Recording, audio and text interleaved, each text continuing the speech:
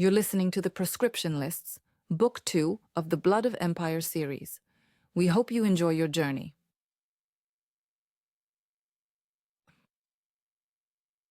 Chapter 1. Rewritten Fates. The moon hung low over Rome like a sickle ready to harvest souls, its pale light filtering through the marble columns of the Curia Julia. The Senate House stood silent in the dead of night, its grand facade a facade of republican virtue masking the bloodied machinations within. Dacia Corvinus moved like a shadow among shadows, her bare feet silent on the cool stone tiles that still bore the faint scent of incense from the day's false deliberations. She was no longer just the Dacian slave, the haruspex chained to entrails and omens. She was Tages reborn, the ancient god ploughed from the earth, and tonight she would plough through fate itself. Her heart pounded not with fear, but with a fierce, burgeoning power that thrummed in her veins like the pulse of the Tiber. The blood bond with Marius Sanguis had awakened something primal within her, a divinity long suppressed by Rome's iron grip. But Marius was miles away, bound to his sire's villa, and this task was hers alone, or so she told herself. Aradia's whispers in her mind urged her forward, the ancient vampire's voice a silken thread weaving through her thoughts. The lists are parchment, child of the furrow. Ink is but blood waiting to be spilled anew. Dacia slipped through a side archway, one known only to the servants and the shadows who served Sulla's darker council. The air inside was thick, heavy with the residue of ambition and death. Wax from extinguished torches, the metallic tang of fear sweat from senators who had fled the chamber hours ago. She pressed against the wall, her dark cloak blending with the gloom, and listened. The Curia was empty, or so it seemed. But vampires had senses sharper than any mortals, and Sulla's enforcers patrolled these halls like wolves scenting prey. Her destination lay at the heart of the building. The alcove where the proscription lists were inscribed on wax tablets, displayed for all to see come dawn. The first list, penned in Sulla's own hand, or rather dictated to his scribes under the cover of night, named hundreds for execution. Cassius the Younger was among them, a young idealist whose father's popularis leanings had marked him for the butcher's block. Dacia had seen his name in her visions, read it in the steaming loops of a sacrificial goat's intestines. He was no god, no vampire, just a man clinging to the Republic's fading dream. But saving him would be her first strike against the machine of death. She crept forward, her fingers brushing the cold marble as she navigated the labyrinth of benches and statues. The central dais loomed ahead, where senators once debated the fate of empires. Now it held the tablets, illuminated by a single oil lamp that flickered like a dying star. Dacia's breath caught as she approached. The wax was soft, malleable under the heat of her touch, inscribed with names in precise Latin script: Marcus Junius Brutus, Gaius Memmius, Cassius Longinus the Younger. Her hand trembled, not from cold, but from the weight of what she was about to do. Rewriting fates was no mere act of rebellion. It was divination in reverse, pulling threads from the loom of the gods. Aradia had taught her the ritual in the subterranean temple, how to infuse her blood into the wax, to let her divine essence alter the omens. Dacia pricked her thumb on a hidden dagger beneath her cloak, the blade etched with Etruscan runes. A drop of blood welled, dark and potent, carrying the essence of Tages, the child god who had taught haruspicy to mortals. She smeared it across Cassius's name, whispering words in the ancient Dacian tongue her people had preserved through chains. Numori, frate al soarelui. Soarta ta se rescrie în sânge. Do not die, brother of the sun. Your fate rewrites in blood. The wax bubbled faintly, as if alive, and the name blurred, then reformed, not erased, but altered. Cassius Longinus the Younger, exemptus per gratiam divinam. Exempt by divine grace. It was subtle, a forgery that would pass even Sulla's scrutiny for now. But as the blood seeped in, a vision assailed her. Flashes of Cassius's face, young and defiant, hiding in the temple's shadows. Aradia's pale form materializing from the mist, her eyes gleaming with approval, and farther, a shadow of fangs and fury. Sulla himself sensing the ripple in the weave of deaths he had ordained. Dacia gasped, steadying herself against the tablet. The power surged through her, empowering yet exhausting, like birthing a storm from her womb. A soft footfall echoed from the corridor. Dacia froze, dagger palmed and ready. The air stirred, carrying the faint scent of myrrh and antiquity. Not a mortal guard. Too graceful, too eternal. "Impressive, child of the plough," came a voice like velvet over steel. Aradia stepped into the lamplight, her form ethereal in a gown of midnight silk that clung to her like a lover's caress. The ancient vampire's hair cascaded like raven wings, and her eyes, golden flecked, held the wisdom of centuries. She was no ally of Sulla's new order. She was the keeper of the old ways, the Etruscan mystic who had first recognized Dacia's divinity. "You came," Dacia whispered, relief mingling with wariness. Aradia's involvement was a double-edged blade, protection, but also entanglement in the web of vampire intrigues. "How could I not? The first furrow is the deepest." Aradia glided closer, her gaze flicking to the altered tablet. She traced a nail, sharp as a crescent moon, over the changed inscription. "Sulla will notice. His bond with Marius pulls at the threads, but you are the spindle that unravels them." Dacia sheathed her dagger, her pulse steadying. "Cassius lives because of this. The resistance needs him. Someone untainted by your kind's bloodlust." Aradia's laugh was low, melodic, sending a shiver down Dacia's spine that was equal parts fear and forbidden allure. The vampire was beautiful in a way that transcended mortality, her skin luminous, her presence a magnetic pull. Dacia felt the stirrings of her own powers responding, a warmth uncoiling in her core that Marius's bond had only hinted at. But this was no time for such distractions. "Our kind," Aradia corrected gently, her fingers brushing Dacia's wrist.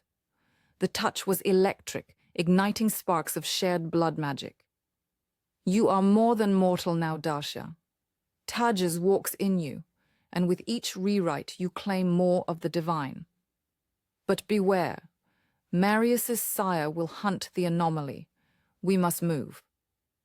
Together they slipped from the alcove, Aradia's senses guiding them through the darkened halls. The vampire moved with predatory grace, pausing at intersections to taste the air. Dacia followed, her mind racing. Saving Cassius was the spark. Now, they needed to fan it into flame. The alliance with the young senator's son had begun in whispers during her divinations, promises exchanged in the temple's gloom. Tonight would bind it in action. They emerged into a side chamber, a forgotten antechamber used for storing scrolls. "Here!" Cassius waited, huddled in the shadows, his toga disheveled, eyes wide with the terror of the proscribed. He was barely 20, with the sharp features of old Roman stock, but his hands trembled as he clutched a stylus like a weapon. "Dacia!" His voice cracked, relief flooding his face as she entered. "The lists. Did you—" "It's done," she said, her tone empowering, a queen addressing a subject rather than a slave to a noble. Aradia lingered by the door, a silent sentinel, her presence both reassuring and ominous to the mortal. Cassius's eyes darted to the vampire, recognition dawning. "The Etruscan witch? You trust her?" Aradia smiled, fangs glinting subtly. "Trust is a luxury, boy. But alliance? That we can forge. Your name is struck from the ledger of the dead. Now what will you do with your borrowed breath?" He straightened, the fear ebbing into resolve. Dacia watched the transformation, feeling a surge of empowerment. This was her doing, rewriting not just ink, but lives. "The resistance grows," Cassius said, voice gaining strength. My father's contacts in the Populares. We can shelter more, smuggle them from the Forum before the squads come. But we need your sight, Dacia, your omens to guide us. And my shadows to guard you, Aradia added, stepping forward. She extended a hand, palm up, revealing a small vial of dark liquid, vampire blood distilled for rituals. Drink this, mingled with Dacia's essence, and our pact is sealed. You will see the hunters before they see you, but it binds you to us. No turning back. Cassius hesitated, glancing at Dacia. She nodded, her own bond with Marius, a reminder of the intoxicating peril of such ties. It's the price of fates rewritten. Take it, Cassius. For Rome's soul. He uncorked the vial, the scent of copper and earth filling the air, and drank. His body shuddered, eyes glazing briefly as the magic took hold. When he recovered, his gaze was sharper, infused with a hint of the supernatural. By the gods, I see them. The patrols, moving like rats in the walls. Aradia's smile widened. Not gods, boy. Blood. Now go. The dawn approaches, and with it the readers of the lists. Cassius clasped Dacia's forearm in the Roman way, his grip firm. This alliance, it strengthens us all. Thank you. He slipped out into the night, a man reborn. Dacia turned to Aradia, the chamber now empty save for them. He'll lead them well. But Sulla senses it already? Aradia interrupted, her expression turning grave. In his villa, he pores over the omens, his bond with Marius straining like a bowstring. Your lover will feel the pull, the discrepancy. You must return to him, feign ignorance. Let me handle the diversions. The word lover hung between them, stirring memories of Marius's touch, the way his fangs grazed her skin in moments of passion that blurred pain and ecstasy. Dacia's cheeks warmed, but she pushed it aside. And you? What deeper involvement does this draw you into? Aradia's eyes softened, a rare vulnerability. The old ways call me back, Dacia. Tyges was my kin in spirit, buried by Rome's founders. Helping you unearth him, it mends fractures in my own eternal night. But it risks everything. Fausta's spies are everywhere, and she hungers for your power as much as Sulla fears it. They parted at the Curia's edge, Aradia melting into the shadows like mist. Dacia hurried through the streets, the city's underbelly alive with the murmurs of the damned. Bounty hunters laughed in taverns, coins clinking for heads yet to roll. But one head, Cassius's, would not. As she approached the temple's hidden entrance, a chill wind carried a whisper. Suspicion. In the distance atop the Palatine, Sulla's villa glowed with unnatural light. The dictator paced his chambers, his vampire senses prickling at the altered weave. What sorcery is this? He growled to the empty air, his enforcer Marius stirring uneasily in his thrall.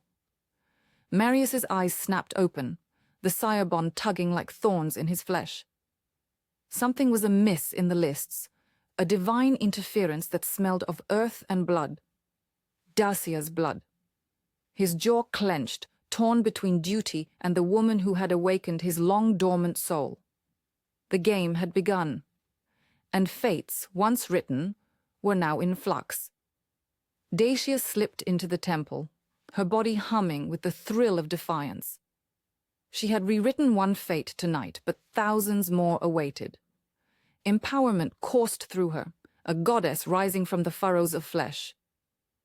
Yet in the quiet, doubt whispered, how long before the vampire's shadows swallowed her light?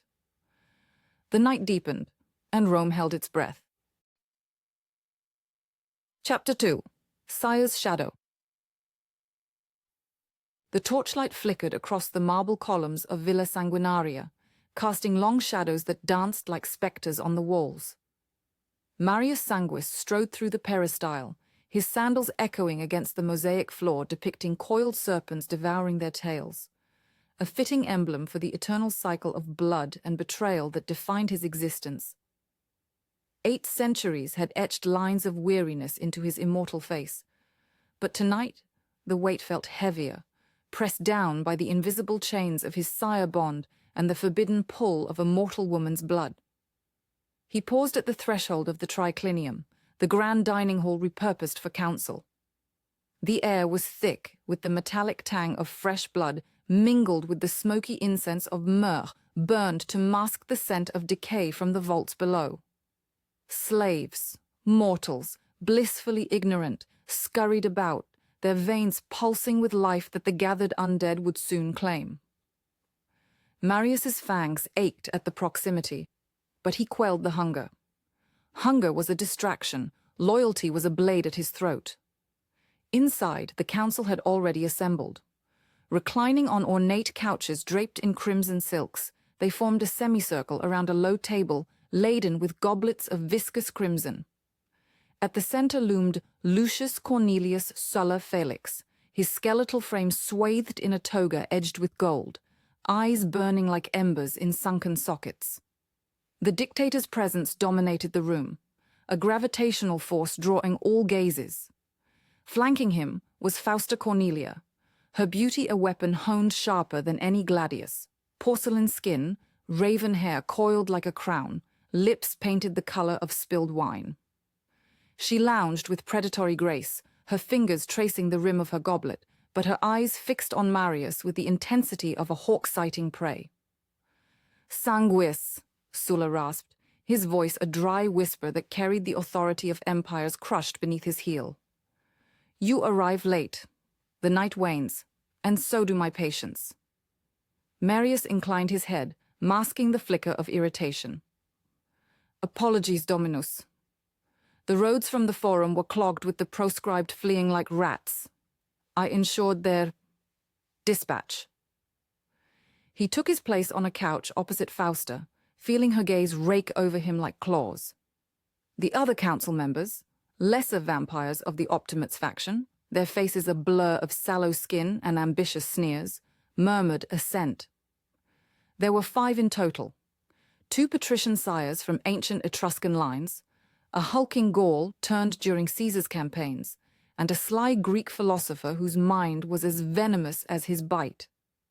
They were Sulla's inner circle, bound by blood oaths to enforce the proscriptions that fed their kind and solidified Rome's vampiric grip on the Republic. Sulla raised his goblet, the liquid within sloshing like the Tiber in flood. "To the lists," he intoned, "the instrument of our renewal. Tonight we drink to the fallen, those whose blood waters the roots of our eternal empire." The council echoed the toast, goblets clinking like bones. Marius sipped, the warm flood of blood, harvested from a senator's son earlier that evening, coating his tongue with iron and regret. It was rich, vital, but it did little to quench the deeper thirst gnawing at him since binding with Dacia. Her blood, glimpsed in visions through their ritual, sang of ancient power, of earth-ploughed divinity. He pushed the thought away. To dwell on her was to invite ruin. "The lists proceed apace," one of the Etruscans, a wiry vampire named Vibius, began.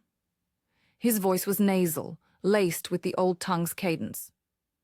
"Over 200 heads claimed this week. The Forum runs red, and the populares scatter like chaff." Sulla nodded, a skeletal smile cracking his lips. "Good. But discrepancies arise. Names vanish from the tablets, erased as if by divine whim. Cassius the Younger, marked for death, slips our nets.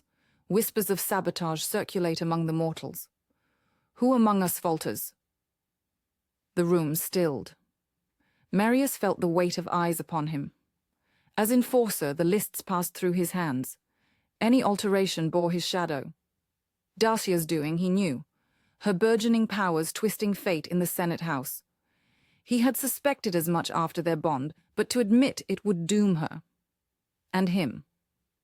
Fausta leaned forward, her gown slipping to reveal the curve of her shoulder, a calculated allure. "Perhaps the fault lies closer to home, Father. Our faithful Sanguis has been distracted of late. Rumors reach me of a Dacian slave in his villa. A prophetess, they say, with eyes that pierce the veil.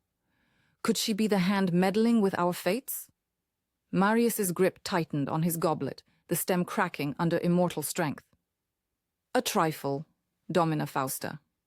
The girl reads entrails for sport, nothing more. Her visions are mists, harmless. She laughed, a sound like shattering crystal. Harmless? In times of proscription, nothing is harmless. I have eyes in your household, Marius. Slaves talk. She whispers to the marked, spares leaves that should feed us. Jealousy? No. Prudence demands we investigate. Sulla's gaze sharpened, pinning Marius. The sire-bond thrummed in his veins, a psychic tether forged centuries ago in the blood-soaked fields of the First Vampire Wars. It was pain and command intertwined, urging obedience. Explain, Sanguis. Your loyalty is the spine of this council. If it bends... Marius met his sire's eyes, the bond pulling like a hook in his chest. Memories flooded. Sulla turning him under a harvest moon, promising eternity in exchange for service. But eternity had grown bitter, stained by the screams of the proscribed, the innocents spilled for power. And now Dacia, her fierce spirit, her touch igniting something human in his undead heart. My loyalty remains unbroken, Dominus, he said, voice steady as forged steel. The girl is a tool, bound to me by ritual. Her prophecies aid our hunts, pinpointing the hidden. If discrepancies exist, they stem from mortal scribes, fearful hands trembling over the wax. I will purge any disloyalty in my house. Fausta's lips curled in disdain. A tool or a temptress? I know the pull of fresh blood, Marius. You've not fed from the vein in weeks, yet you glow with unnatural vigor. What secrets does she share in the night? The innuendo hung heavy, laced with her own unrequited hunger. Fausta had pursued him for decades, her affections a mix of genuine desire and political ambition. To bind with her would secure his position among the optimates, but it would chain him further to Sulla's vision of vampire supremacy. Dacia offered freedom, or destruction. Your concerns are noted, Domina, Marius replied coolly. But my bed holds no threats to the Empire. Perhaps your spies should turn inward. Rival houses, the plebeian covens, grow bold. They covet the list's bounty. Vibius interjected, sensing the rising tension. Indeed, whispers from the Subura speak of a shadow network, mortals and lesser undead plotting against the proscriptions. We must strike harder, expand the lists to crush the popularis entirely. Sulla drummed his fingers on the table, nails like talons scraping wood. Agreed. Sanguis, you will lead the next purge. Bring me Cassius's head by dawn. And the Dacian. Question her thoroughly. If she divines mercy where death is due, her entrails will decorate my triumph. The command sliced through Marius, the sire-bond enforcing compliance with a jolt of agony. He bowed his head. As you command. Fausta's eyes gleamed with triumph, but beneath it lurked calculation. As the council devolved into murmurs of strategy, allocating feeding grounds, dividing spoils, Marius's mind raced. Defending Dacia meant deception, a thread pulled that could unravel everything.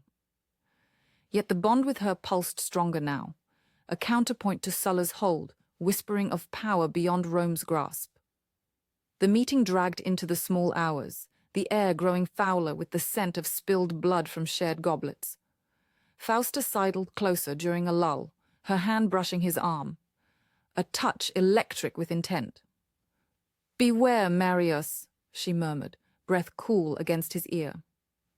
Loyalty to my father is survival. Dalliance with slaves is folly. Or do you fancy yourself a god plowing divine earth? He withdrew, masking revulsion as indifference. Gods are for mortals to worship, Fausta. We are the shadows that devour them. She pouted, but her eyes promised retribution. Shadows can be eclipsed. I've petitioned Father to grant me oversight of your villa, to ensure purity. The threat landed like a dagger. If Fausta gained access, Dacia's alterations would be exposed, her divine heritage laid bare for the covens to feast upon. Marius forced a smile. Your vigilance honors the family. As the council adjourned, vampires dispersing into the night like smoke, Marius lingered. Sulla approached, clapping a bony hand on his shoulder. The touch burned through the bond, a reminder of ownership. You seem troubled, my son. The weight of command? Merely the endless night, Dominus, Marius lied. It wears even on the eternal. Sulla chuckled, a sound like grinding gravel. Eternity is our gift. Remember that when temptations arise, Rome's blood flows through us. We must keep it pure. Alone at last, Marius descended to the villa's undercroft. The blood vaults where casks of harvested life lined the walls like wine in a patrician's cellar.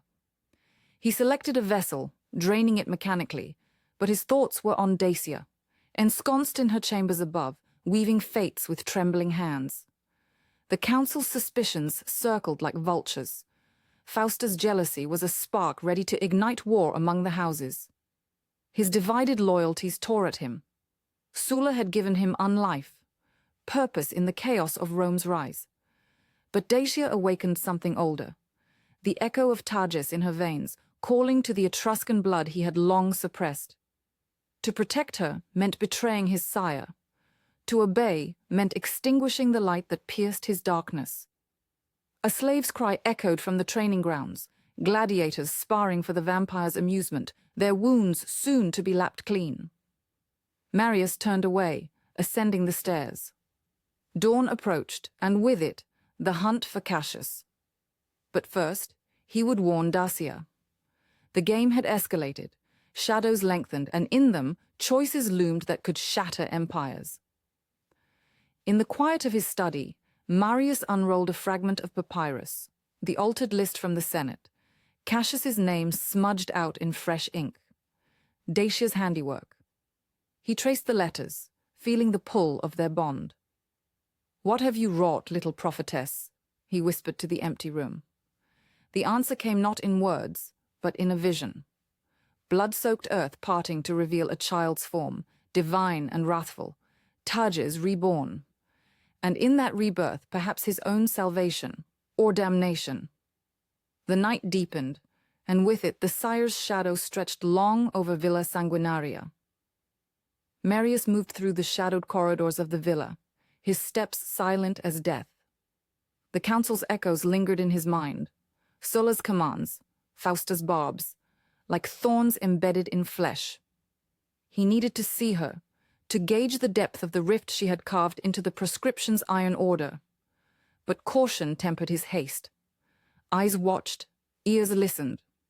He paused outside her door, the wood carved with Etruscan auguries, symbols Aradia had insisted upon for protection. A faint light seeped beneath, and he heard the rustle of fabric, the murmur of incantation. Dacia, ever vigilant, ever defying the chains of slavery. Pushing the door open, he entered without knocking.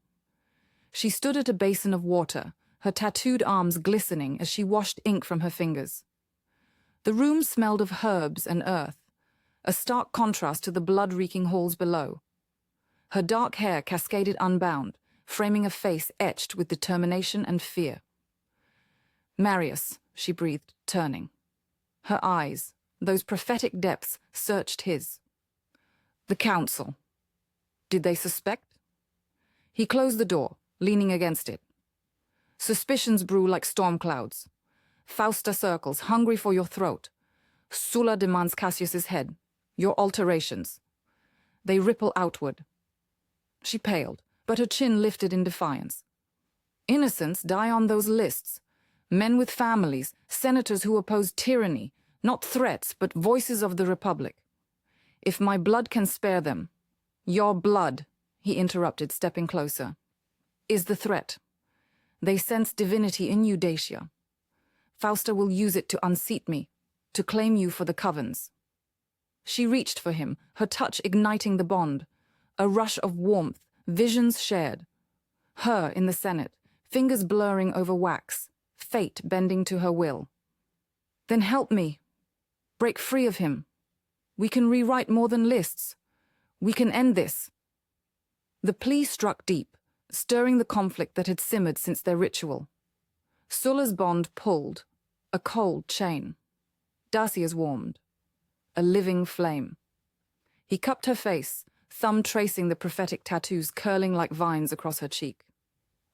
To defy my sire is to invite true death, but to lose you. Their lips met in a fierce kiss, born of desperation and desire. Her mouth tasted of salt and secrets, her body pressing against his with a hunger that mirrored his own. Immortal strength met mortal fire, and for a moment the villa's shadows receded. But reality intruded, a distant horn signaling the council's guards returning from patrol. Marius pulled back, breath ragged. Not here, not now. Hide the lists. I will hunt Cassius, but not to kill. Stall. She nodded, eyes fierce. For Rome's soul. For us. As he left, the sire's shadow loomed larger, but in Dacia's light a path glimmered, treacherous, but his own. The council reconvened informally in the villa's atrium as pre-dawn mists rolled in from the Tiber. Sulla paced, his toga swirling like a shroud, while Fausta whispered to her allies, weaving plots with silken words. Marius stood apart, feigning disinterest, but his ears strained for every syllable. The Dacian must be tested, Fausta urged, her voice a venomous purr. Bind her to me. Her prophecies could foresee our enemy's moves, secure the Optimate's dominance. Vibius nodded eagerly. Or eliminate her. Divine blood taints our purity. Sulla halted, eyes on Marius. What say you, enforcer? Marius's mind raced. Defend her overtly, and suspicion falls. Deny too vehemently, and Fausta pounces. Test her loyalty through service. Let her read the next list's entrails. If she falters, her blood nourishes us. Sulla considered, then nodded. Wise. Proceed. But watch her closely, Sanguis. Betrayal festers in divided hearts. Fausta's glare promised war, her jealousy ablaze now fanned to inferno. As the group dispersed, she cornered him in an alcove, nails digging into his arm. You protect her. Why?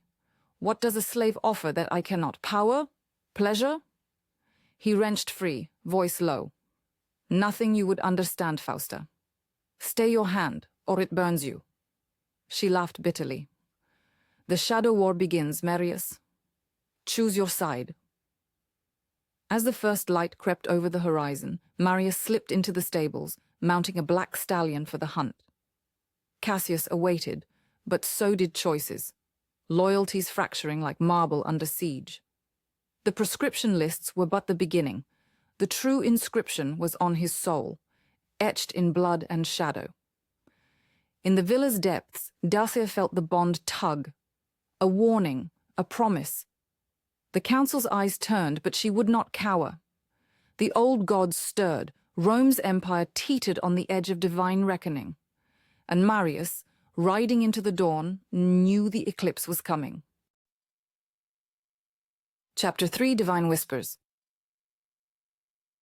The air in the subterranean temple of Tages hung heavy with the scent of damp stone and ancient incense, a miasma that clung to Dacia's skin like a lover's reluctant farewell. Flickering torchlight danced across the walls, illuminating frescoes faded by centuries of secrecy, scenes of priests with knives poised over sacrificial beasts, their entrails spilling forth in prophetic curls. The altar at the chamber's heart, hewn from a single massive plough blade, gleamed dully under the low light, its edge still whispering of the earth it had once torn to reveal the divine child. Dacia knelt before it, her knees pressing into the cold flagstones, her tattooed arms outstretched. The prophetic symbols inked into her flesh, swirling ravens and coiling serpents, seemed to pulse faintly, as if alive with the temple's buried heartbeat. She had come here seeking solace after the chaos of the Forum, where the proscription lists mocked her every attempt at mercy. Rewriting fates was no simple divination. It demanded blood, will, and a touch of the gods she was only beginning to understand she embodied. A soft rustle echoed from the shadowed alcove behind the altar, pulling her from her reverie. Aradia emerged like a spectre from the gloom, her form shrouded in a hooded robe of deep crimson silk that pooled around her feet like spilled wine. The ancient Etruscan vampire's eyes, sharp and luminous as polished obsidian, fixed on Dacia with an intensity that made the air thicken. "Child of the furrow," Aradia intoned, her voice a silken thread woven through the stillness. "You summon me at the hour of deepest night. What visions plague your sleep?" Dacia rose slowly, her bare feet silent on the stone. She was no longer the trembling slave girl from the Dacian mines. The blood bond with Marius had awakened something feral within her, a hunger that mirrored his own undead thirst. Yet here, in this sanctum of forgotten gods, she felt exposed, her divinity a fragile flame against the temple's eternal dark. "The lists," Dacia replied, her voice steady despite the tremor in her chest. "I altered them again last night, spared 3 more names. But Sulla's gaze lingers too long on the reports. And Marius, he shields me, but I sense the strain in his bond. I need more power, Aradia, power to rewrite not just names, but the very threads of fate that bind Rome to these blood drinkers." Aradia circled her, the hem of her robe whispering secrets to the floor. The vampire's presence was intoxicating, a blend of maternal warmth and predatory grace. She had been Dacia's guide since the awakening, the keeper of Tagis's lore who opposed Sulla's iron-fisted coven with the subtlety of shadows. "Advanced blood magic is no child's game, Dacia. It demands you surrender to the river within, the vitae that flows not just in mortals but in the earth itself. Tages was plowed from the soil, his wisdom etched in the veins of the world. To wield it, you must become the plow, the furrow, the harvest." Dacia nodded, steeling herself. She had read entrails before, divine deaths in the twist of guts and the gleam of blood. But this was deeper, a communion with history's undercurrents, where vampires had sunk their fangs into Rome's cradle. Aradia gestured to the altar. "Lie upon it. Let the blade's memory cradle you. We begin with the invocation of the old blood." Dacia complied, stretching out on the cold metal. It was unyielding, biting into her back through her thin tunic, but she forced her body to relax. Aradia's hands, cool and precise, traced symbols over Dacia's forehead, throat, and heart. Each touch ignited a spark, drawing forth the latent power that hummed in her veins. "Breathe," Aradia murmured. "Inhale the temple's breath, exhale your fears. Now prick your palm, let the blood speak." With a small obsidian knife from Aradia's belt, Dacia sliced her palm. Crimson welled, hot and vital, dripping onto the altar. The metal drank it greedily, veins of rust blooming where it fell. A low hum filled the chamber, vibrating through Dacia's bones. The world blurred. Visions crashed over her like a tidal wave of shadow and scarlet. She saw Rome's founding, not as the poets sang of Romulus and Remus, but as a conquest etched in undeath. Etruscan kings, proud and mystical, gathered in torchlit halls, much like this temple. Among them walked pale figures, vampires born of the first blood wars, their eyes gleaming with hunger. One, a woman with hair like raven wings, whispered promises to Tarquin the Proud. "Give us the night, and we shall give you eternity." The vision shifted. Plows tore through sacred earth, unearthing not just Tages, but his siblings, gods of blood and prophecy buried to fuel Rome's rise. The vampires feasted on their essence, twisting divination into tools of control. Sulla's ancestors were there, mortal then, but marked by fang and oath, their veins forever altered. Deeper still, the images accelerated. The Republic's birth pangs, vampires pulling strings in the Senate, feeding on the losers of civil wars. Marius Sanguis appeared young and fierce, an Etruscan warrior turned in the chaos of the first sackings. His sire, a shadowy elder, bound him with blood oaths that echoed through time to the general Dacia knew, the one whose touch both terrified and inflamed her. "See the web," Aradia's voice threaded through the torrent, distant yet guiding. Vampires did not conquer Rome. They birthed it in blood. Sulla is but the latest puppeteer, his proscriptions a feast disguised as justice. Your power can unravel it, but only if you embrace the divine fire. Dacia gasped, the visions coiling tighter. She saw the present overlaid on the past, the forum awash in blood, lists unfurling like serpents. Names she had spared flickered, saved by her interventions, but others, thousands, marched to slaughter, their vitae harvested for the coven's vaults. Fausta's face leered from the shadows, her jealousy a venomous spike aimed at Dacia's heart. Pain lanced through her palm as her blood surged, responding to the call. It wasn't just hers. It was the temple's, the earth's, Tage's own ichor reborn. Her tattoos ignited, glowing with an inner light that bathed the chamber in ethereal crimson. "Now weave it," Aradia commanded, her hands pressing Dacia's temples. "Take the thread of a single fate and bend it to your will. Imagine Cassius, the senator's son. See his path diverge from death." Dacia focused, her mind a whirlwind. Cassius's face emerged from the visions. Young, idealistic, hiding in the catacombs. His name had been on the list. She had scratched it out in haste, but the magic demanded more. A true rewriting, sealed in blood. She extended her wounded hand, willing the blood to flow not as drops, but as intention. The air shimmered, and a spectral list materialized above the altar, parchment translucent, ink black as night.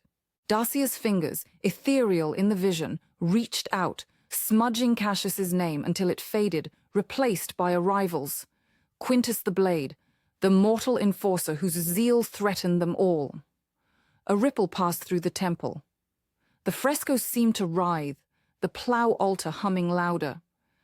Dacia felt her power swell, an intoxicating rush that bordered on ecstasy.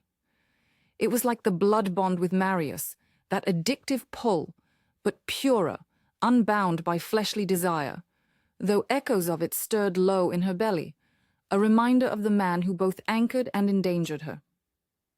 The vision fractured. She tumbled back to the present, her body arching off the altar as power coursed through her. Aradia steadied her, eyes wide with a mix of pride and caution. "You did it, reborn one. The fates shift even now. But such magic leaves a mark. Sulla's coven will sense the disturbance." Dacia sat up, panting, her palm already healing with unnatural speed. The glow from her tattoos faded, but the knowledge burned brighter. "They control everything," she whispered, horror and fury mingling. "From the kings to the consuls, vampires have drunk the Republic dry. How can I fight that?" Aradia smiled faintly, a curve of ancient wisdom. "By becoming what they fear, the god they buried. But power like yours demands sacrifice. Each rewrite costs a piece of your mortality. Choose wisely, Dacia, or you will lose the humanity that makes your love for Marius possible." The words struck deep.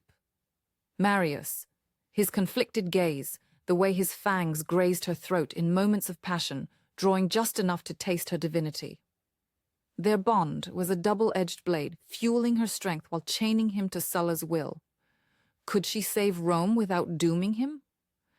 "Teach me more," Dacia demanded, rising to her feet. The temple felt alive now, responsive to her presence. "Show me how to shield my workings, how to draw on the old gods without shattering myself." Aradia inclined her head, leading her to a recessed pool at the chamber's edge, fed by an underground spring. The water was black as ink, reflecting the torchlight in fractured stars.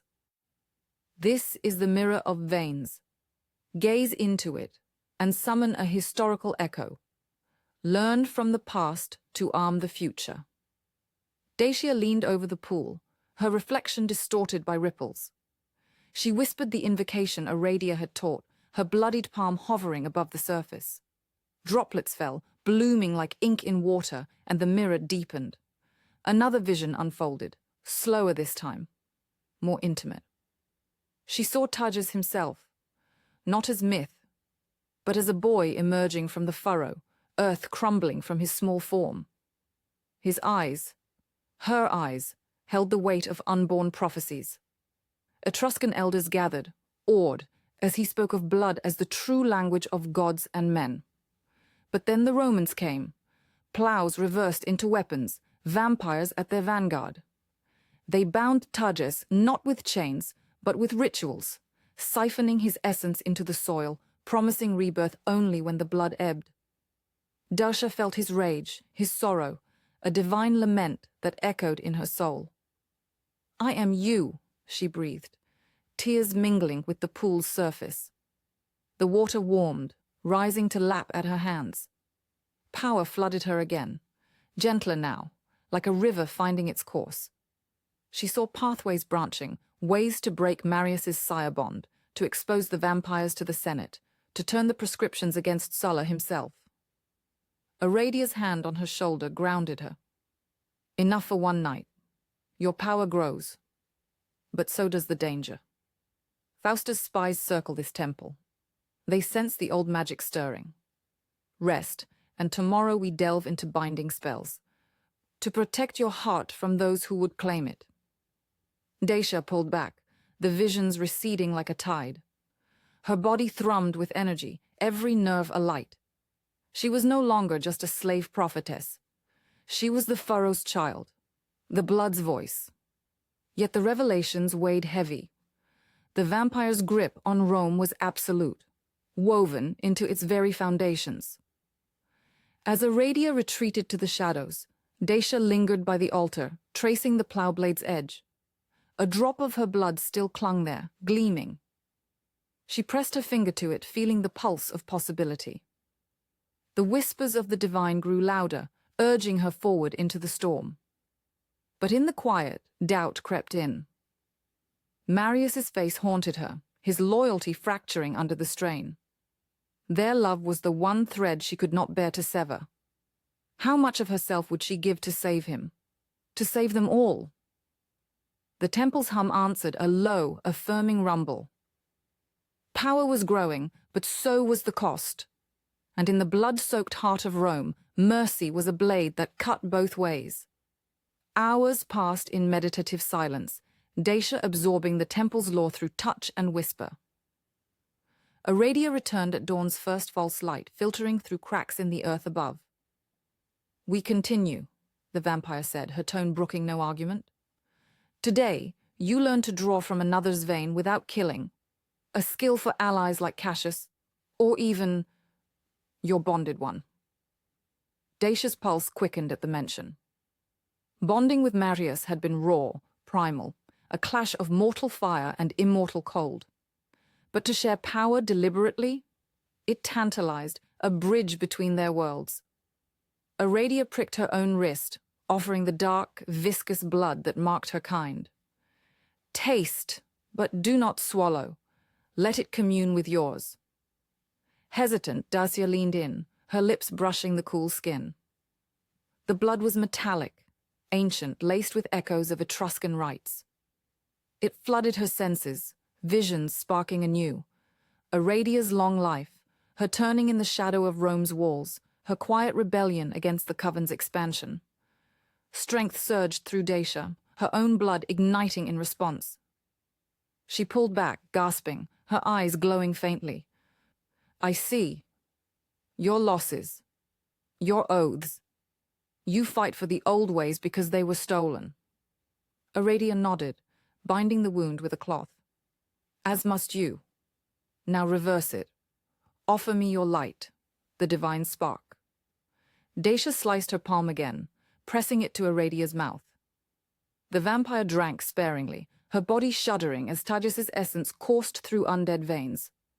For a moment, Aradia's eyes softened, youth flickering in their depths. "It burns," Aradia whispered. "Like the sun I have not seen in centuries. You are the key, Dacia. But wield it carefully.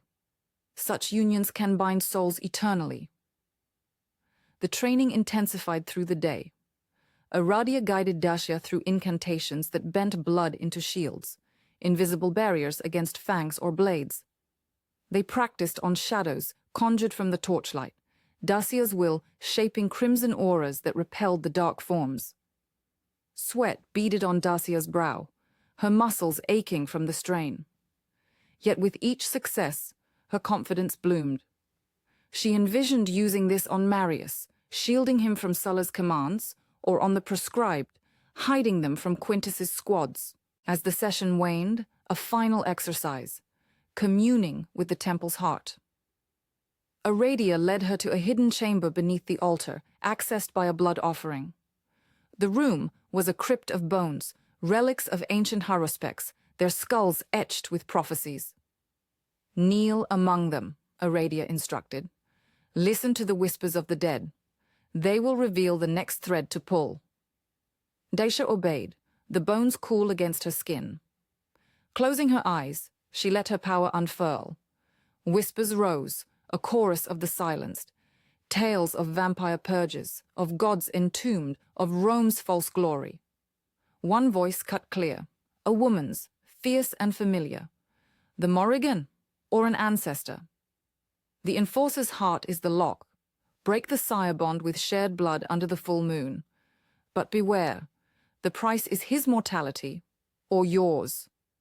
Dacia's eyes snapped open, heart pounding. Marius mortal again? The thought twisted her. Freedom from undeath, but at what cost to their passion, their eternal bond? Aradia watched her closely. What did they say? A path for Marius. Dacia rose, resolve hardening. I won't let Sulla hold him forever.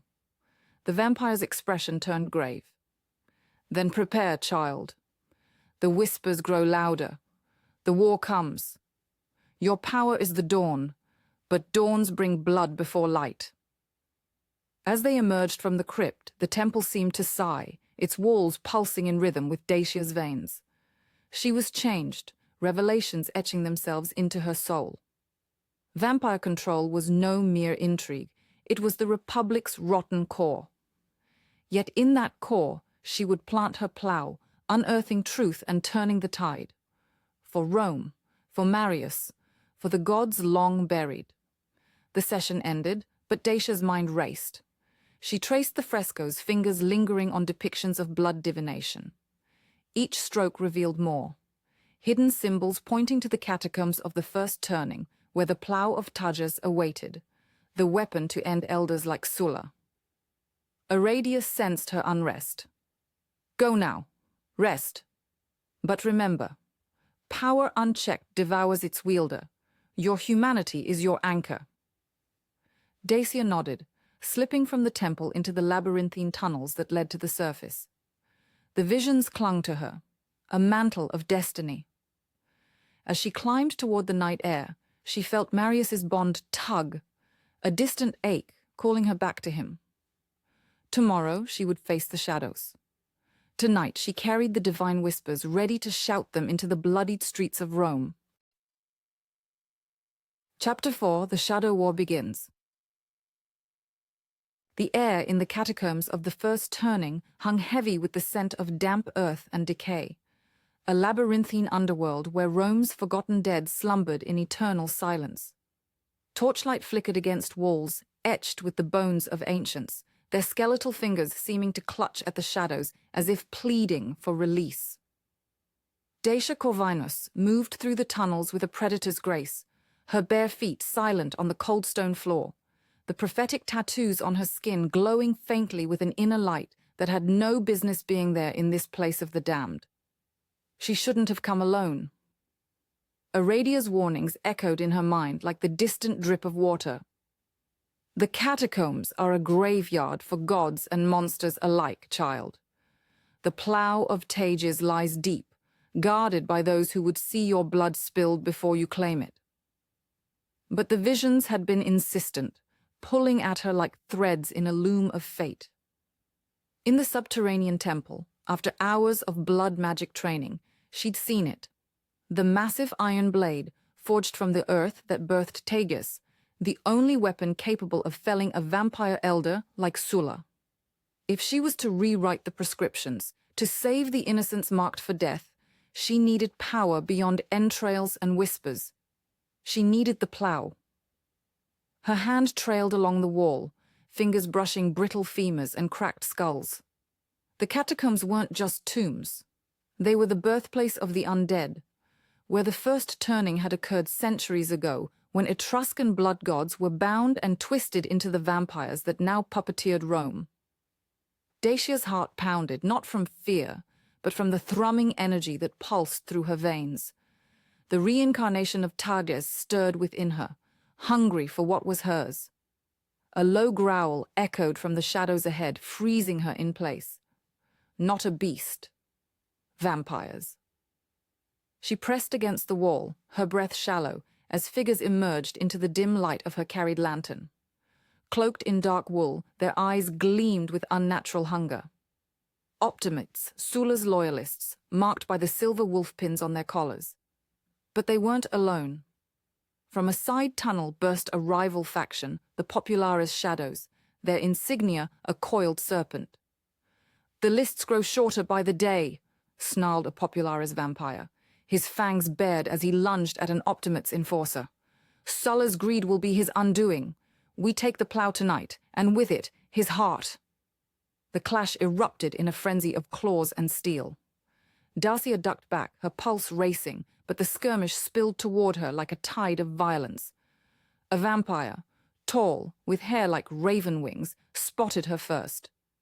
His eyes widened in recognition. "The prophetess, Fausta's prize walks among us." Before she could flee, he was upon her, his hand clamping around her throat like iron. Dacia gasped, kicking out, but his strength was inhuman. "Fausta sends her regards," he hissed, his breath cold against her skin. "Your blood will fuel our supremacy, Tagus reborn or not." The assassination attempt was swift, a dagger flashing toward her ribs, aimed to drain her divine essence. Panic surged, but so did her power. She twisted, her nails raking his face, drawing blood that sizzled on contact with her skin.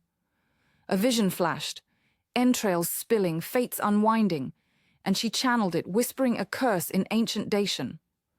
The vampire recoiled, his arm blistering as if burned by holy fire. But more came. 2 Optimates flanked her attacker, their loyalty to Fausta clear in their snarls.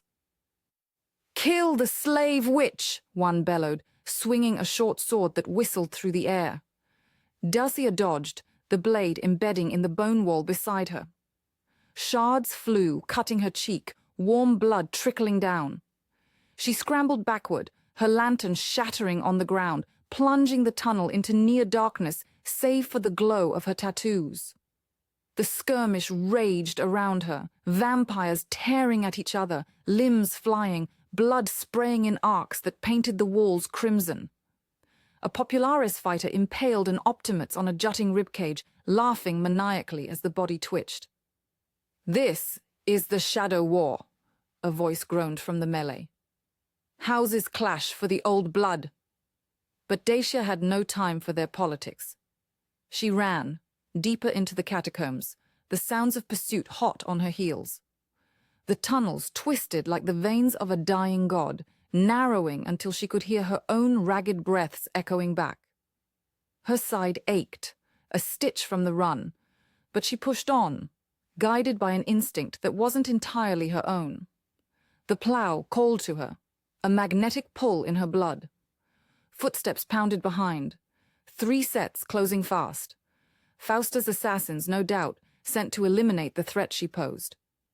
Dacia's mind raced. She was no warrior, just a slave with borrowed divinity. But the training with Aradia had awakened something fierce. She stopped abruptly, turning to face them in a wider chamber lined with alcoves of skeletal remains. "Come then," she spat, her voice steady despite the fear coiling in her gut. "See what the earth birthed." The lead assassin, the one with the raven hair, lunged first, his dagger aimed for her heart. Dacia sidestepped, grabbing a loose femur from the wall and swinging it like a club. It cracked against his jaw with a sickening thud, but he barely staggered, his eyes blazing with rage. "You fight like a mortal," he sneered, backhanding her. Pain exploded across her face, sending her sprawling into the dust. The other two circled, one a lithe female with eyes like polished obsidian, the other a brute whose muscles bulged unnaturally. The female struck next, her claws raking Dacia's arm, tearing fabric and flesh. Blood welled, hot and sticky, and Dacia cried out. But in the pain, power surged. She pressed her hand to the wound, murmuring the blood divination rite Aradia had taught her. The blood twisted, forming tendrils that lashed out, wrapping around the female's ankle and yanking her off balance. "The goddess wakes!"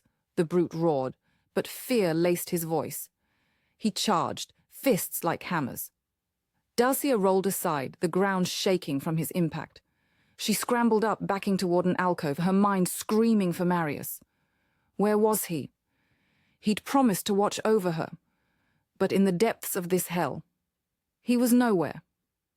The raven-haired one recovered, wiping blood from his lip. "Fausta will drink your essence dry. No reincarnation saves you from us." He advanced slowly, savoring her desperation. Dacia's tattoos burned now, illuminating the chamber in an eerie blue glow. Visions assaulted her. The plow, gleaming. Marius's face twisted in torment. Rome burning in vampire fire. She reached out, not with hands, but with will, and the bones around her stirred. Skulls rattled, femurs clattered to the floor, forming a makeshift barrier.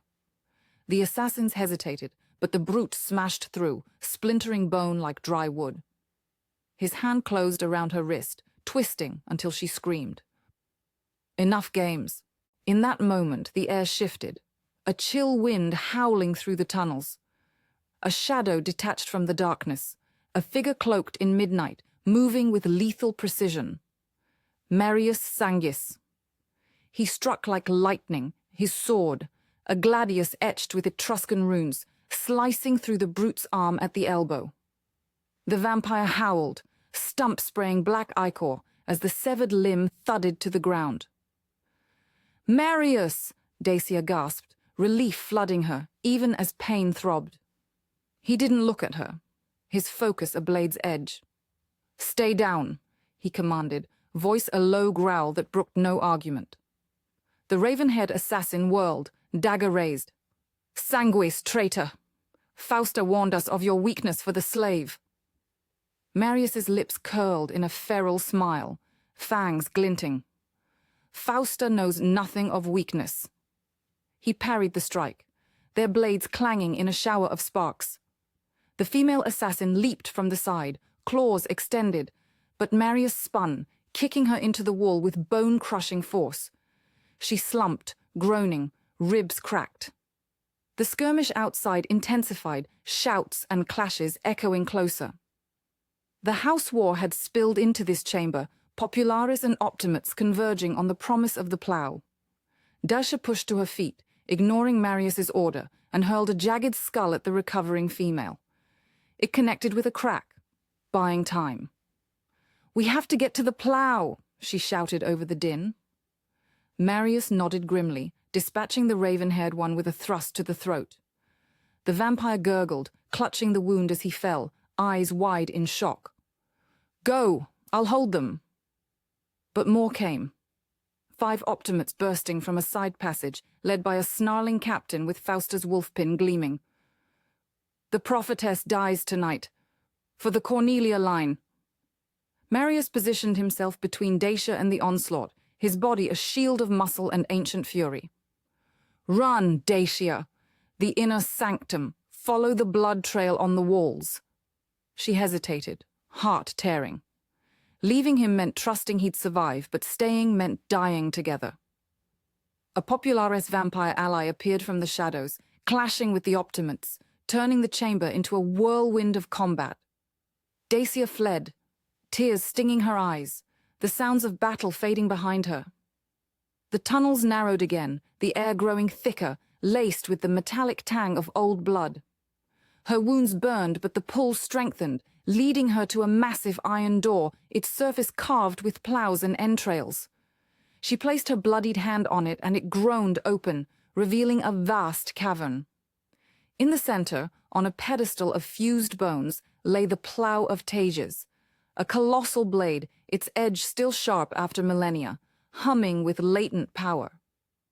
Dacia approached, reverent, her fingers trembling as she touched it. Energy coursed through her, visions flooding, the first turning, gods bound, vampires born from betrayal. She was Tages, reborn to unmake it all.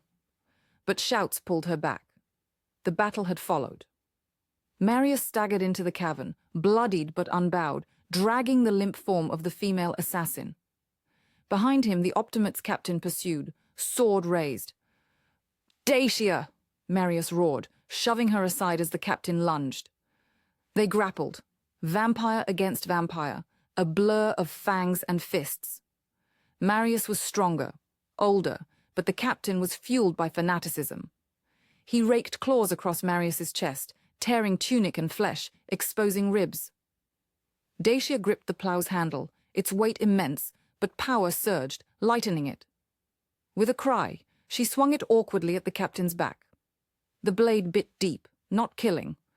Marius had said only elders fell to it fully, but severing spine and magic. The captain screamed, dissolving into ash and shadow. Marius slumped against the pedestal, breathing hard, his wounds knitting slowly. "You wielded it." Awe colored his voice. Dacia dropped the plow, rushing to him. "I thought I'd lost you." Her hands pressed to his chest, blood slick between her fingers.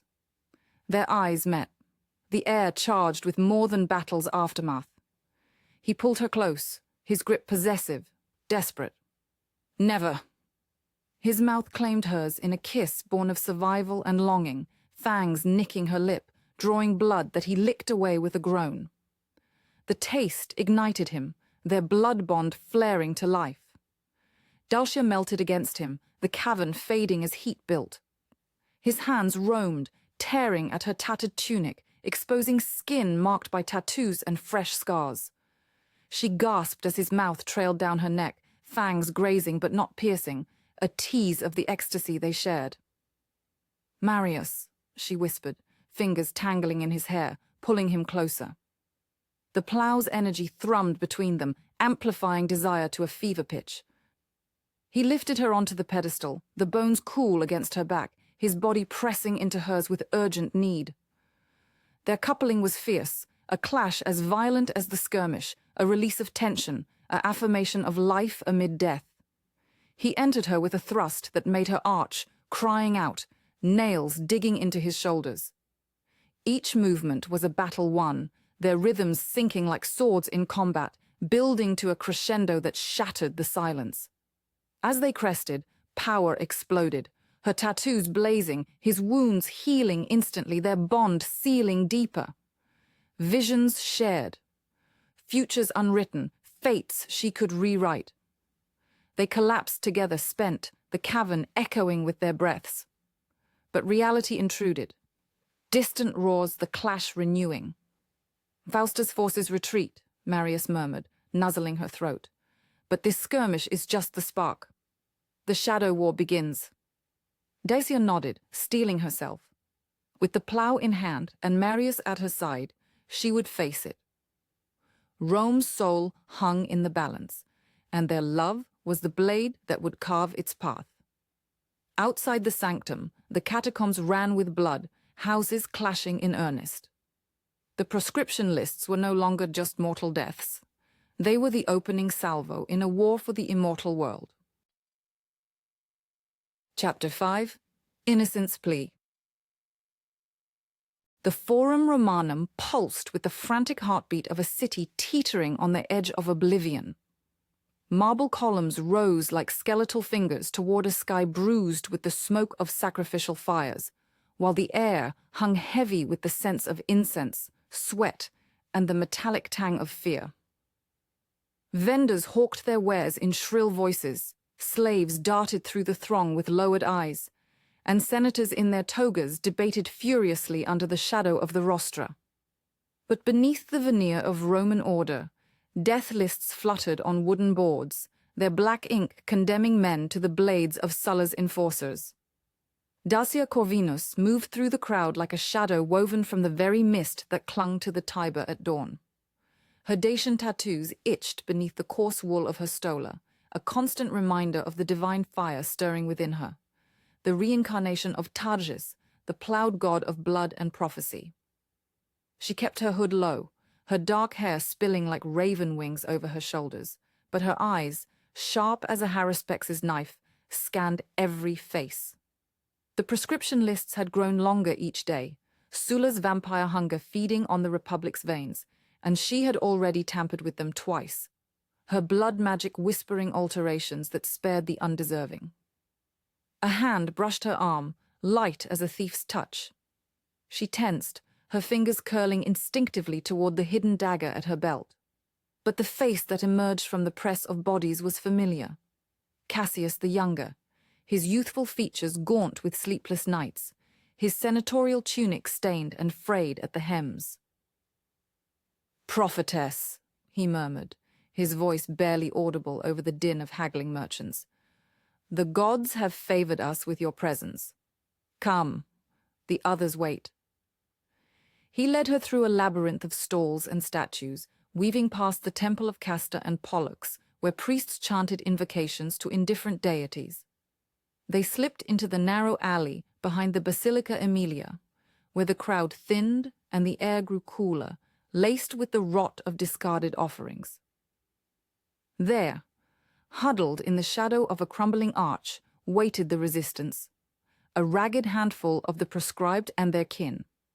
5 souls in all, a baker whose hands still bore the flour of his ovens, a widow clutching a child's wooden toy, 2 freedmen with scarred backs from the galleys, and a scribe whose ink-stained fingers trembled as he clutched a stolen scrap of parchment. Cassius gestured for silence as Dacia approached, his eyes burning with a fervor that belied his 20 summers. "Sisters, brothers," he began, his voice low but steady, "we gather not as Romans divided by optimates and populares, but as innocents marked for slaughter by a tyrant who drinks the life from our city. Sulla's lists name us enemies, but we know the truth. They are his feast, his coven's sustenance." He glanced at Dacia, a plea in his gaze. "And yet, hope walks among us. Dacia, the Dacian seer, has already bent fate twice. Men who should have bled in the gutters now breathe free because of her." The baker stepped forward, his broad shoulders hunched as if bearing the weight of his condemned brother. "My kin, Lucius, was on that first list you altered, lady. He lives because you saw mercy in the entrails. But now, my wife, she reads the boards each dawn, and her name joins the damned tomorrow." His voice cracked, rough as unbaked dough. "If you can rewrite the scrolls once more, spare her. She's done no wrong. Only baked bread for the poor when the legions marched hungry." Dacia's heart twisted, the divine blood in her veins humming with the echo of ancient prophecies. She had felt this pull before, the moral tether yanking her from the safety of Marius's shadowed embrace. Her vampire lover, bound to her by the ritual that awakened her godhood, would warn her against this folly.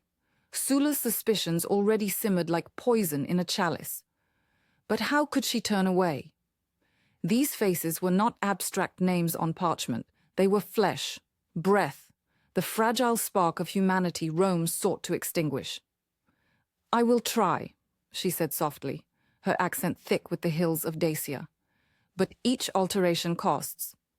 The blood gods demand balance, and Sulla's eyes are everywhere." She knelt before the group, pulling a small vial from her pouch. Her own blood, drawn under the moon's gaze, infused with the power of Targes. "Show me the names. Let me see their fates."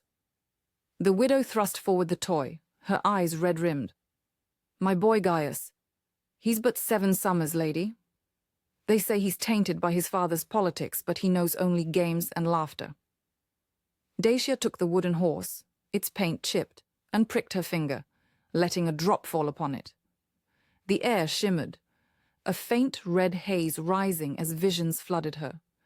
The child fleeing through alleys, blades glinting in torchlight, a narrow alley where death waited like a crouching beast. With a whisper of incantation, ancient words from the Etruscan depths, Dacia wove her will into the ether.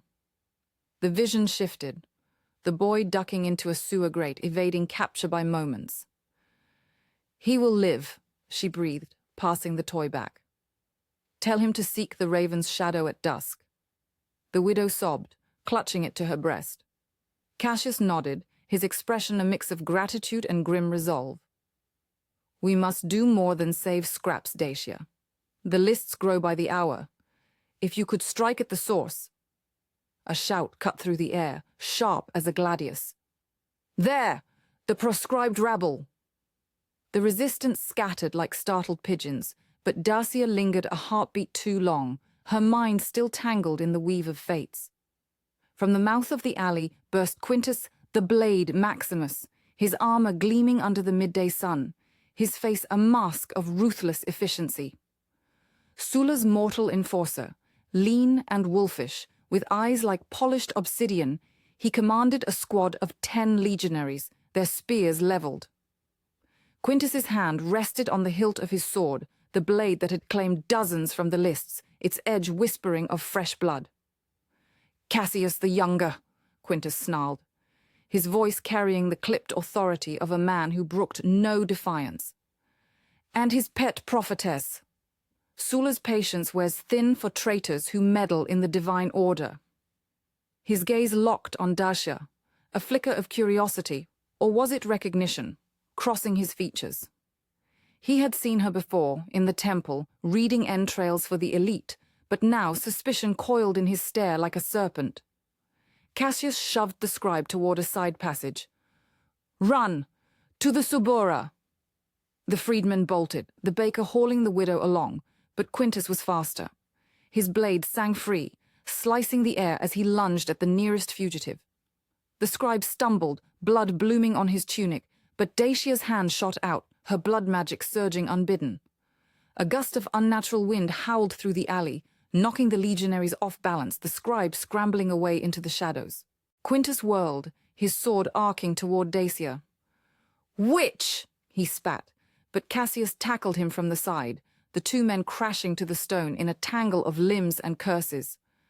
Dacia backed away, her pulse thundering, the divine fire in her blood urging her to fight, to unleash the god within. But restraint won. She was no warrior, only a prophetess playing at rebellion. "For the Republic," Cassius grunted, landing a punch to Quintus's jaw. The enforcer roared, flipping him over with brutal strength, his knee pinning Cassius's chest. The blade hovered at the young man's throat, a thin line of blood welling where it pressed. Dacia's mind raced. She couldn't let this happen. Not here. Not now. Drawing on the bond that linked her to Marius, she sent a silent plea through their shared blood. But he was miles away, entangled in vampire intrigues. She was alone. With a cry, she hurled the vial of blood at Quintus's feet. It shattered, the crimson liquid spreading like veins across the ground, and the stones trembled. Cracks spiderwebbed outward, the earth groaning as if Tages himself stirred beneath. Quintus staggered, his eyes widening in shock as the ground buckled beneath him. Cassius wrenched free, gasping, and the pair fled into the throng of the forum, Dacia's skirts whipping around her legs as she followed. Behind them, the legionaries shouted orders, but the crowd surged, merchants and slaves alike blocking the pursuit in unwitting aid. They didn't stop until they reached the edge of the forum, near the Arch of Titus, where the clamor faded to a distant roar. Cassius leaned against a pillar, clutching his side where a shallow cut wept red. "That was too close," he panted. "Quintus, he's no fool. He saw you wield that power. If he reports to Sulla—" "He won't know what he saw," Dacia interrupted, though doubt gnawed at her. Quintus was Sulla's blade, sharp and unyielding, and mortals like him were the perfect tools for the undead dictator, loyal without the curse of eternity. But we must be more careful. Your plea. I heard it. I'll intervene where I can, but the cost mounts. Each save draws the shadows closer. Cassius straightened, his youthful idealism unbroken. The innocents plead with every breath, Dacia. Rome's soul hangs in the balance. If not us, who? She met his gaze, the weight of godhood pressing down. Far away, she felt Marius's blood stir in response to her call, a promise of protection laced with the spice of their forbidden desire. But here, in the desperate heart of the Forum, morality demanded action, even as danger closed its jaws. Meanwhile, across the Forum, Quintus dusted himself off, his squad regrouping around him. The crack in the stone at his feet mocked him, an unnatural fracture that no earthquake could explain. He knelt, tracing it with a calloused finger, the residue of blood, Dacian blood, staining his skin. The prophetess, he muttered to his second-in-command, a burly centurion named Lucius. She's more than she seems. Send word to the villa. Tell them the network runs deeper than we thought, and at its heart beats something divine. His lips curled in a predatory smile. The hunt had just begun. Dacia and Cassius parted ways under the watchful eyes of the Capitoline Hill, the Resistance's plea echoing in her ears like a dirge. She slipped back into the crowd, her mind already turning to the next list, the next life to rewrite. But as she passed the proscription boards, her eyes caught a new name scrawled in fresh ink. Aradia, the Etruscan vampire who had mentored her in the old ways. Condemned. The divine fire flared hotter. The Shadow War had claimed its first casualty among her allies, and Dacia knew the narrow saves of today would pale against the storms to come. In the hidden alcoves of the Forum, whispers spread like blood in water. The baker reunited with his wife in a dingy insula, her name mysteriously absent from the evening's readings. The child Gaius played in the streets, oblivious to the blade that had grazed his fate. But for every save, a dozen more names accrued, the lists swelling with the innocent and the guilty alike. Cassius, nursing his wounds in a safe house beneath the Palatine, gathered what remained of the group. She came through, he told them, his voice laced with renewed hope. But Quintus is on our scent. We need more. More eyes. More hands. And Dacia. She must strike bolder. The scribe, bandaged and pale, nodded. Her power. It's like the gods walking among us. But if the enforcers close in... We fight, Cassius cut in, his fist clenched. For every innocent's plea. Back in the Forum's heart, Dacia paused at a fountain, splashing water on her face to wash away the grime of the alley. The cool liquid soothed her skin, but not the turmoil within. Her thoughts drifted to Marius, to the villa where their blood bond promised nights of passion amid the peril, his fangs at her throat, her hands tracing the scars of centuries. That love was her anchor, yet it chained her too, pulling her between the vampire's world and this mortal desperation. A shadow fell across the water. She looked up, half expecting Quintus, but it was only a passing slave. Still, paranoia prickled her skin. The moral path was clear, save whom she could, but the desperate tone of the day weighed heavy. Innocence pleaded, and she, Tagus reborn, could not turn away. As dusk crept over the Forum, the torches flared to life, casting long shadows that danced like vampires in the night. Quintus watched from atop the rostra, his eyes scanning the fading crowds. The discovery burned in his mind.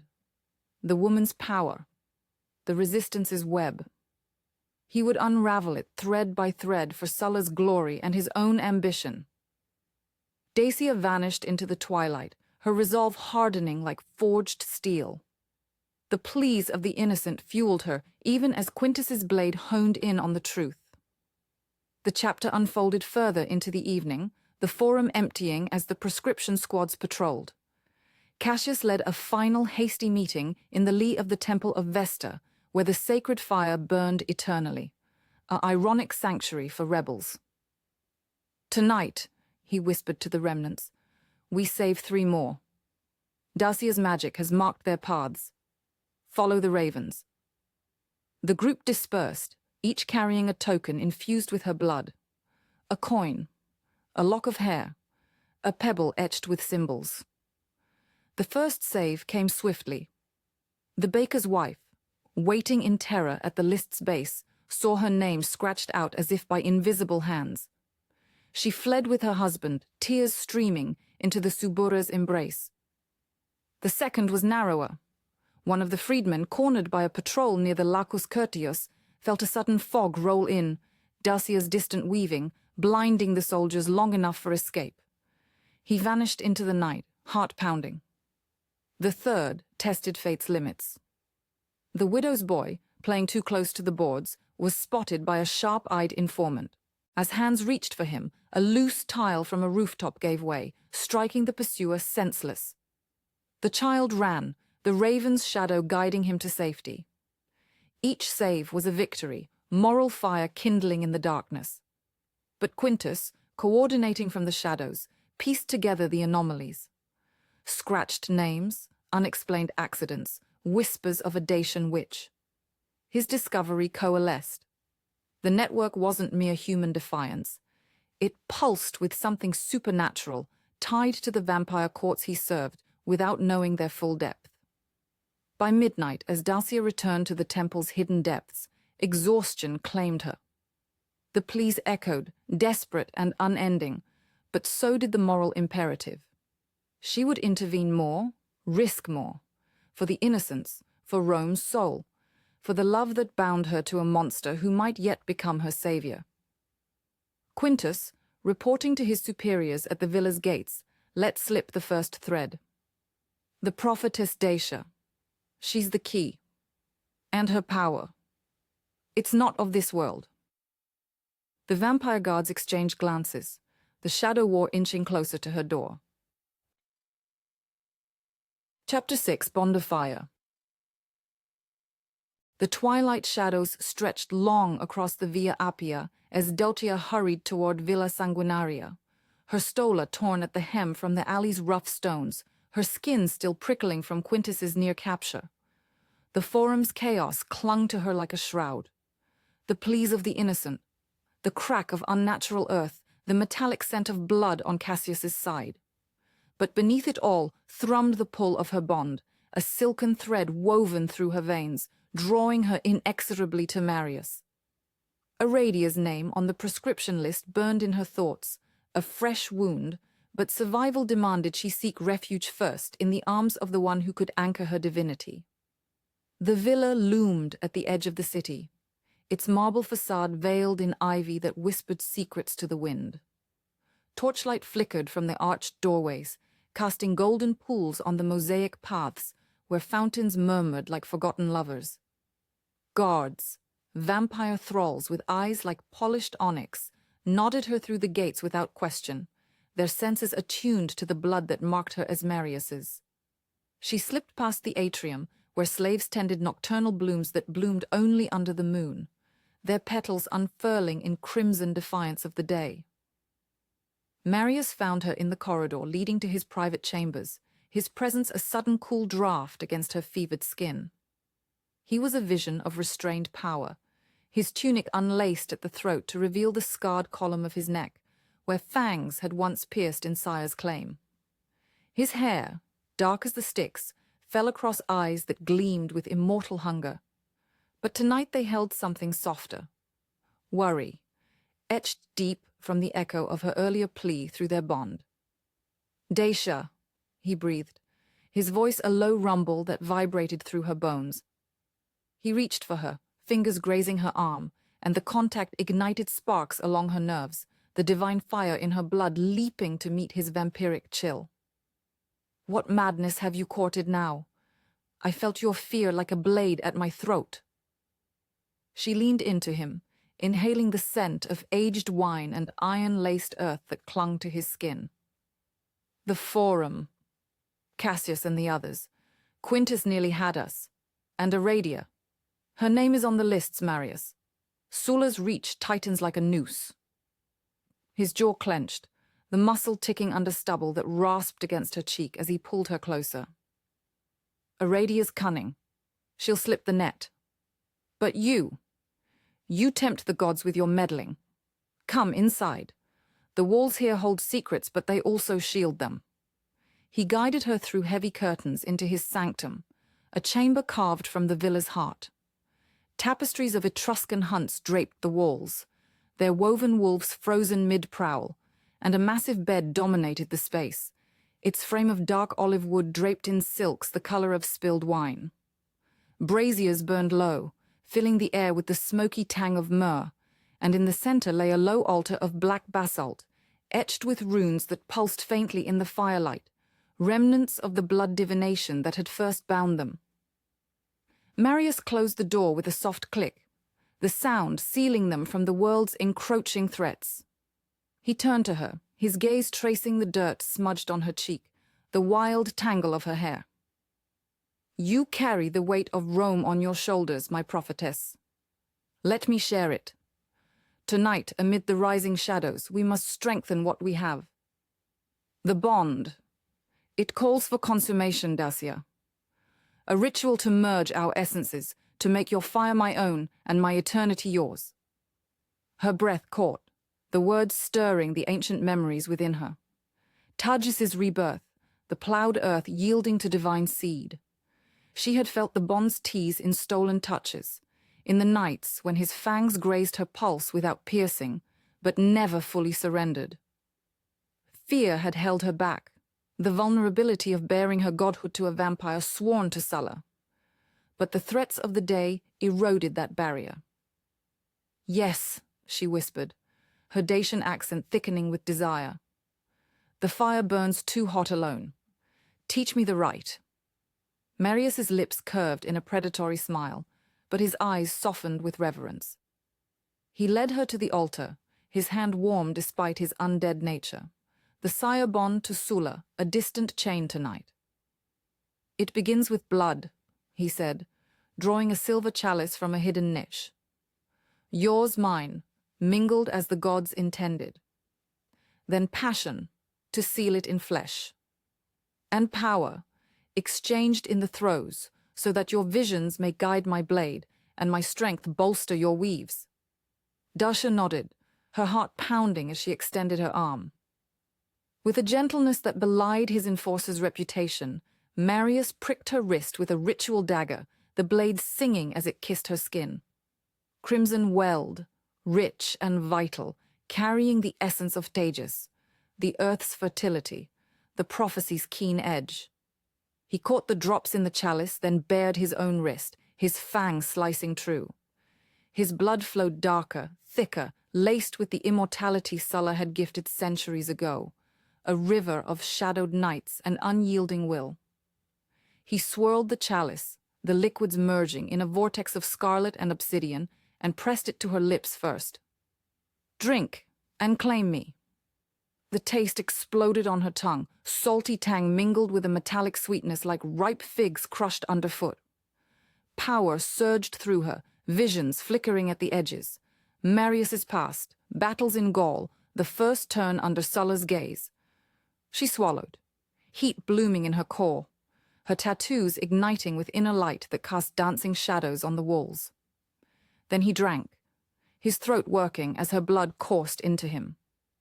His eyes locked on hers, pupils dilating to black pools, and a groan escaped him, raw and primal. Gods, Dacia, you are ambrosia. The chalice clattered to the floor as he pulled her against him, his mouth crashing onto hers in a kiss that tasted of their shared lifeblood. Tongues tangled, exploring the mingled flavors, and his hands roamed her body, mapping the curves he had longed to claim fully. She arched into him, fingers threading through his hair, tugging him closer. The bond thrummed now, a living pulse between them, amplifying every sensation. His cool skin warmed under her touch, as if her fire thawed the eternal winter of his undeath. Marius, she gasped against his lips. I need you. All of you. With deliberate slowness, he unlaced her stola, the fabric pooling at her feet like shed inhibitions. Her body bared to his gaze, full breasts rising with each breath, the Dacian tattoos swirling across her abdomen in intricate patterns of ravens and serpents, her hips flaring in invitation. He traced them with reverent fingers, then his mouth, lips brushing the sensitive skin of her collarbone down to the peak of her breast. She moaned, the sound echoing in the chamber as his tongue circled her nipple, teasing it to hardness before drawing it between his teeth. Not biting, not yet, but the promise hung heavy. You are divine, he murmured, voice husky, as he knelt before her. His hands gripped her thighs, parting them gently, and he pressed a kiss to the soft mound at their apex. Dacia's knees buckled, but he steadied her, his breath ghosting over her most intimate folds. When his tongue delved in, lapping at her essence, she cried out, fingers digging into his shoulders. He devoured her with immortal precision, alternating flicks and sucks that built a coil of pleasure low in her belly, her arousal slicking his chin. The power exchange began subtly, a warmth spreading from her core to his mouth, her prophetic sight granting him flashes of futures intertwined. Them, standing against Sulla, Rome's blood gods rising anew. He growled in response, the vibration sending shocks through her, and slipped 2 fingers inside, curling them to stroke that hidden spot that made stars burst behind her eyes. Come for me, love, he commanded. And she shattered, waves crashing over her, her essence flooding his mouth as the bond flared brighter.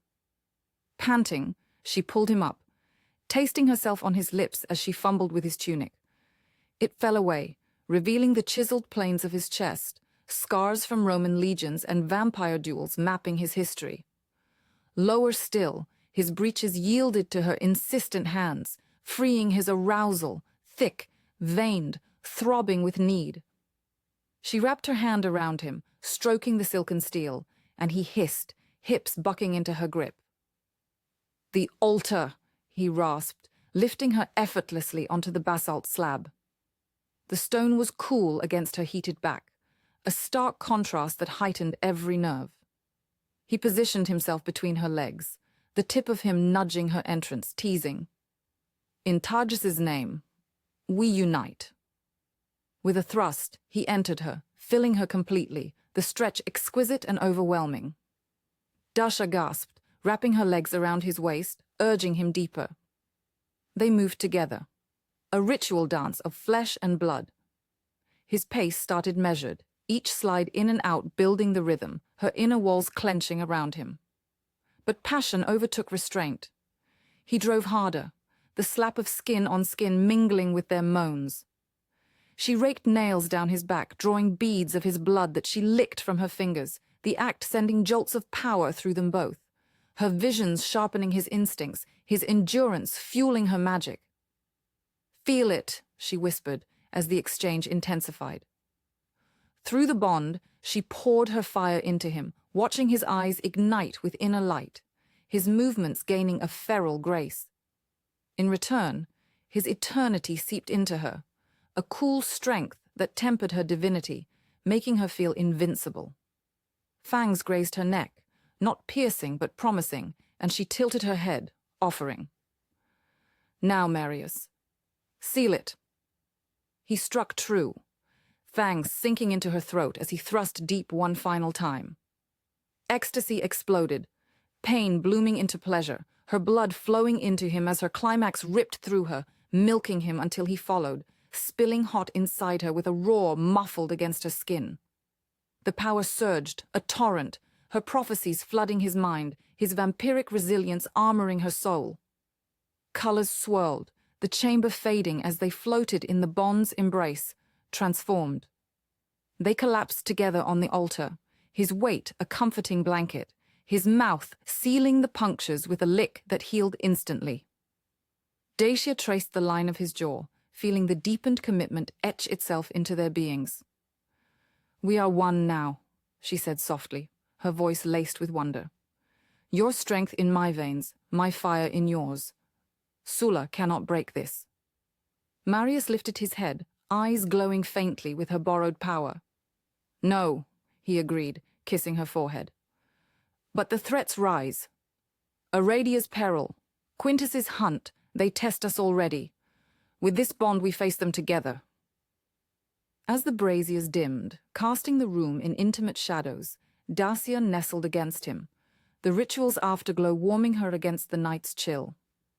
The villa's walls seemed to hum with approval, ancient stones bearing witness to a union that could reshape empires. Yet doubt lingered, Sulla's suspicions, the Shadow War's whispers. But for now, in Marius's arms, commitment bloomed like the nocturnal flowers outside, fierce and unyielding. Hours passed in languid exploration, their bodies entwining anew without the ritual's formality. Marius's hands learned her every curve, memorizing the way she arched when he kissed the hollow of her hip, the soft gasps when his fingers traced her tattoos, now pulsing with shared energy. Dacia explored him in turn, her mouth following the trails of scars across his abdomen, down to where he hardened again under her touch. She took him into her mouth this time, savoring the salt of his skin, the way he threaded fingers through her hair, guiding but not demanding. His groans filled the chamber, a symphony of surrender, and when he spilled once more, she swallowed, drawing more of his essence into herself. The taste of eternity, bitter and sweet. He pulled her up, flipping their positions so she straddled him on the bed now, silks rumpling beneath them. Riding him, she set the pace, hips grinding in circles that drew guttural sounds from his throat. The power flowed freer now, unbidden. Flashes of his sire-bond to Sulla intruding, a chain she vowed to sever, balanced by her visions of freedom, of blood gods restored. "I love you," she confessed amid the rhythm, the words a vow as binding as the ritual. "And I you, my goddess," he replied, hands on her breasts, thumbs circling peaks that ached for him. Their climax built together, synchronized through the bond, crashing over them in unison. Exhausted, sated, they lay tangled, breaths sinking as one. But the night's peace shattered with a distant knock.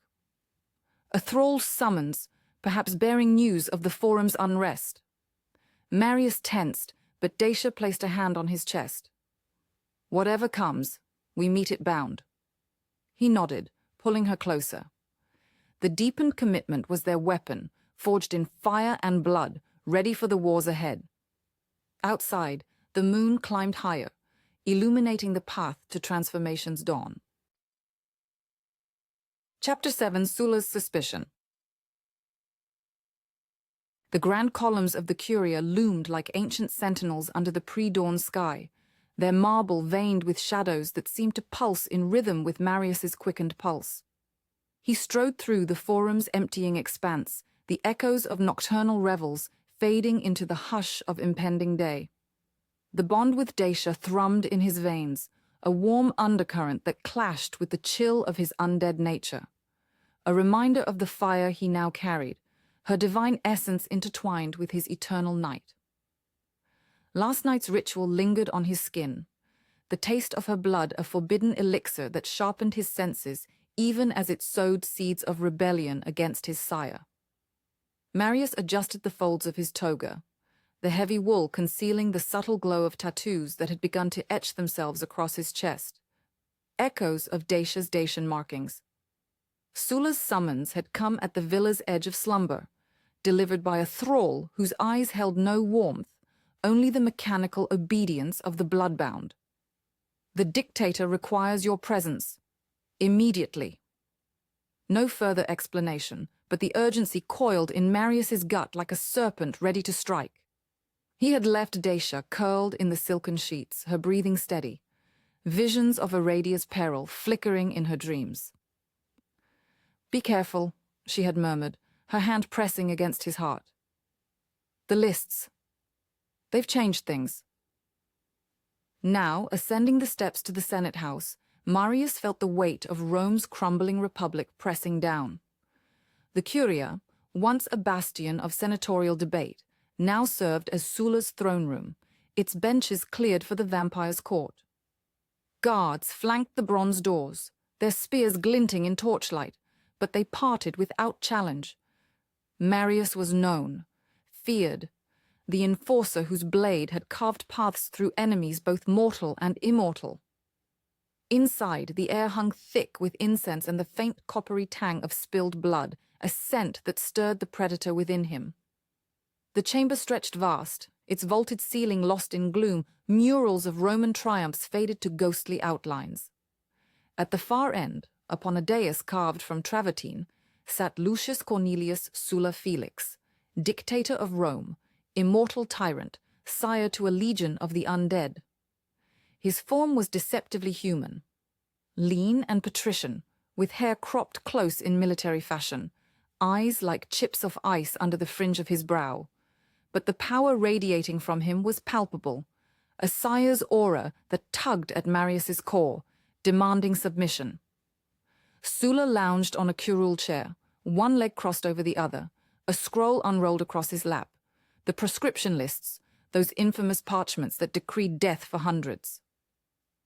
Marius, Sulla drawled, his voice a silken blade, cutting through the silence. He did not rise, did not need to. His presence dominated. You arrive with the punctuality of a well-trained hound. Come closer. We have matters to discuss. Marius approached, his steps measured, boots echoing on the mosaic floor depicting the she-wolf suckling Romulus and Remus. He stopped at the dais's base, inclining his head in deference. Internally, the bond with Dacia flared. A warning spark, her prophetic intuition bleeding through their connection. He quelled it, focusing on the sire's pull, that ancient chain forged in blood centuries ago during the social war. My lord Sulla, I am at your service. What troubles the dictator in this hour? Sulla's lips curled, not quite a smile, more a baring of fangs disguised as civility. He tapped the scroll with a ringed finger, the gold signet flashing. A lion's head, symbol of his Felix fortune.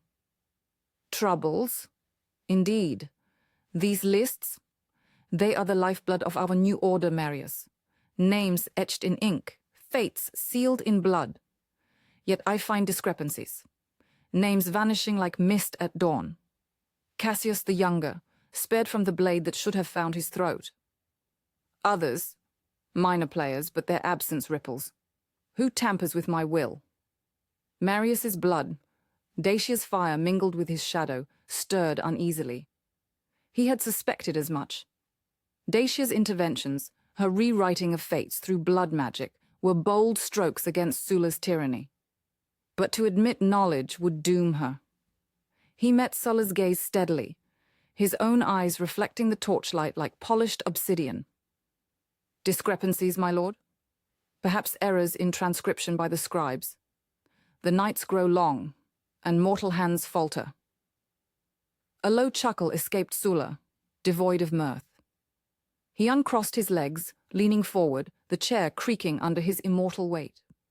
The air thickened, the sire's power pressing like an invisible hand around Marius's throat. Errors. You think me a fool, my enforcer. These are not scribal slips. The ink fades unnaturally, as if dissolved by divine acid. And you, my most trusted blade, were seen near the archives 2 nights past. Coincidence? Marius's mind raced, piecing the deception. He had been there, yes, but to guard Dacia's path, not to alter. The bond pulsed again, Dacia's worry a distant echo. Hold the line. He straightened, injecting a note of indignation into his voice. My lord, I serve only you. If I lingered near the archives, it was to root out potential saboteurs, whispers of resistance from the proscribed, Cassius's survival, perhaps a rival house's meddling. Fausta's jealousy festers, she covets your favor. Sulla's eyes narrowed, probing, the sire-bond yanking sharply, a reminder of the oaths sworn in blood. Pain lanced through Marius's temples, but he did not flinch. The fire from Dacia bolstered him, a counterforce that dulled the edge. Sulla rose then, descending the dais with predatory grace, his toga whispering against the stone. He circled Marius like a wolf assessing prey, close enough that Marius caught the scent of aged parchment and venom on his breath. Fausta, Sulla mused, pausing behind him. Ever the schemer. But you, Marius, you bear my mark deepest, sired in the fires of war, your loyalty forged in the blood of legions. Yet I sense a shift, a warmth in your cold veins. What secret do you harbor, my son? The word son twisted like a knife, invoking the paternal claim of the sire. Marius turned slowly to face him, maintaining composure. No secrets, my lord. Only the devotion that has spilled rivers for Rome. And for you. But inwardly, turmoil churned. The bond with Dacia was a rebellion, her divinity challenging Sulla's vampiric dominion. If discovered, it would mean annihilation for them both. Sulla halted before him, mere inches away, his hand rising to grip Marius's chin, forcing eye contact. The touch burned, sire's essence probing for lies. Devotion must be proven, not professed. These discrepancies threaten the proscriptions, the foundation of my rule. If traitors lurk, they must be excised. His grip tightened, nails drawing pinpricks of blood. You will hunt them, Marius, starting with Aradia, the witch whose name danced on the lists but now eludes us. She consorts with Dacians, meddles in fates. Bring me her head by moon's rise tomorrow, and if Cassius breathes still, end him. Prove your blade remains mine. The loyalty test landed like a thunderbolt. Aradia, Dacia's mentor, key to her power, and Cassius, the resistance's spark. To kill them would shatter Dacia's heart, sever the fragile alliances forming against Sulla, but refusal would expose everything. Marius swallowed the bile rising in his throat, the bond screaming in protest. Deceive! Dacia's voice whispered through their link, faint but fierce. He nodded, voice steady. As you command, my lord, their blood will stain my hands for your glory. Sulla released him, stepping back with a satisfied gleam. Good.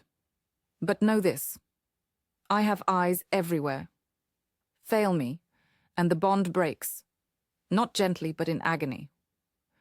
He returned to the dais, resuming his seat, the scroll rustling as he rolled it shut. Go.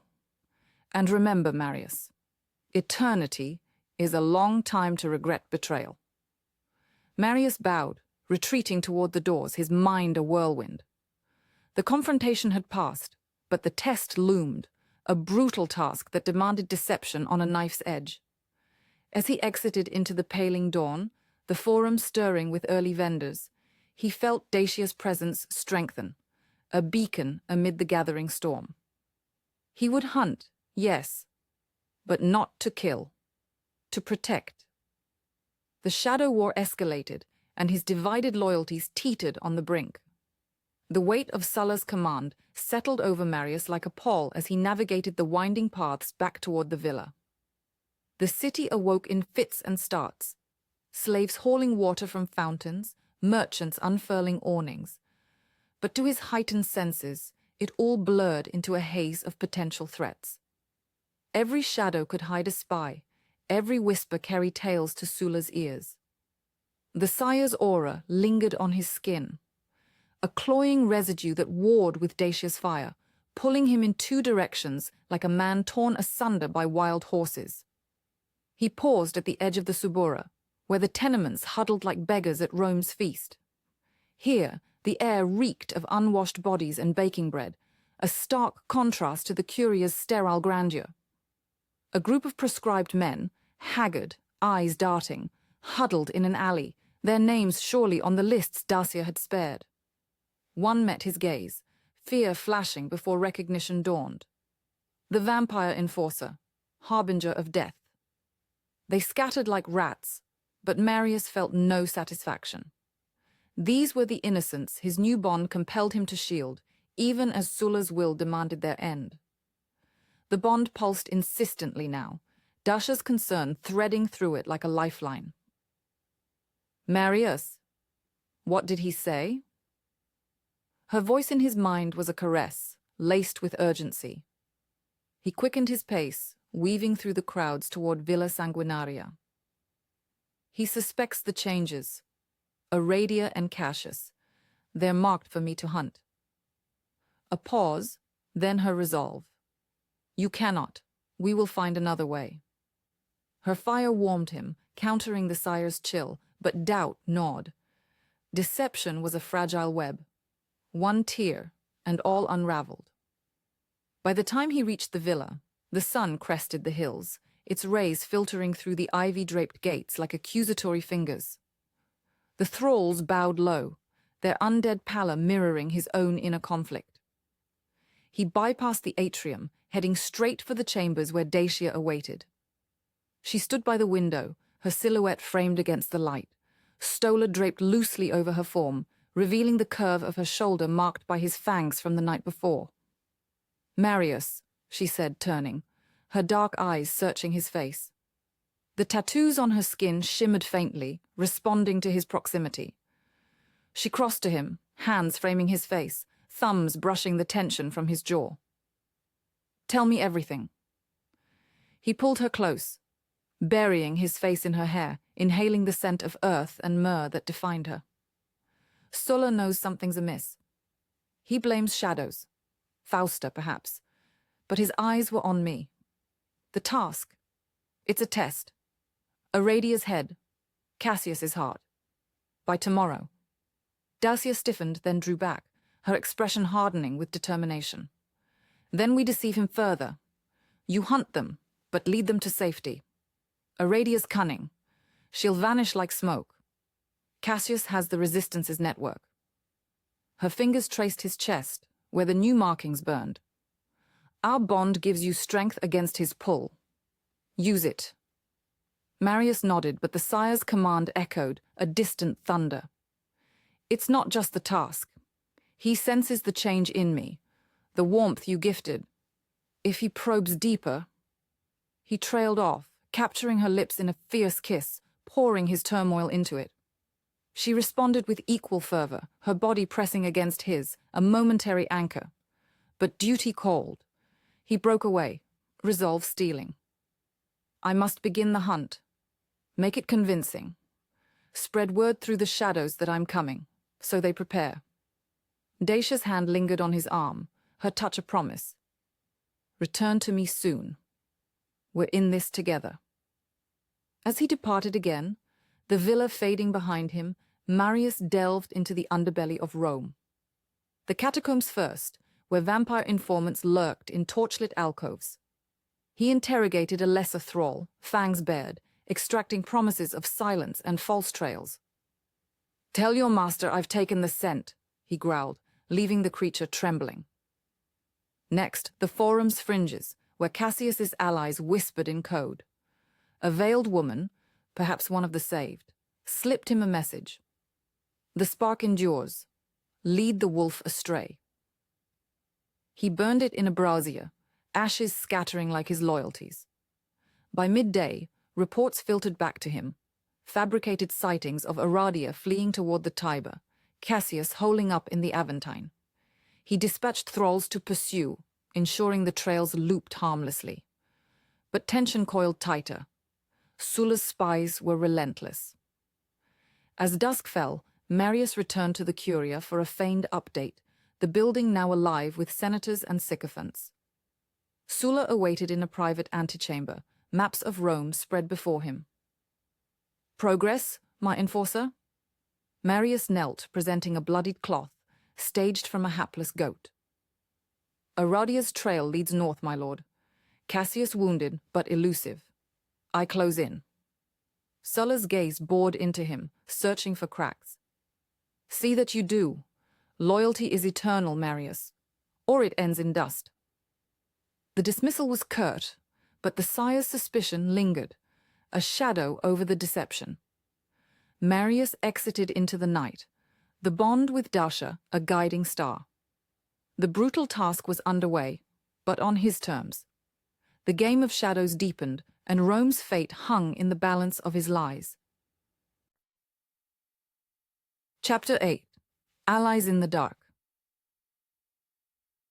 The catacombs of the first turning stretched like the veins of a dying god beneath the eternal city, their labyrinthine passages choked with the dust of centuries and the faint metallic tang of ancient blood.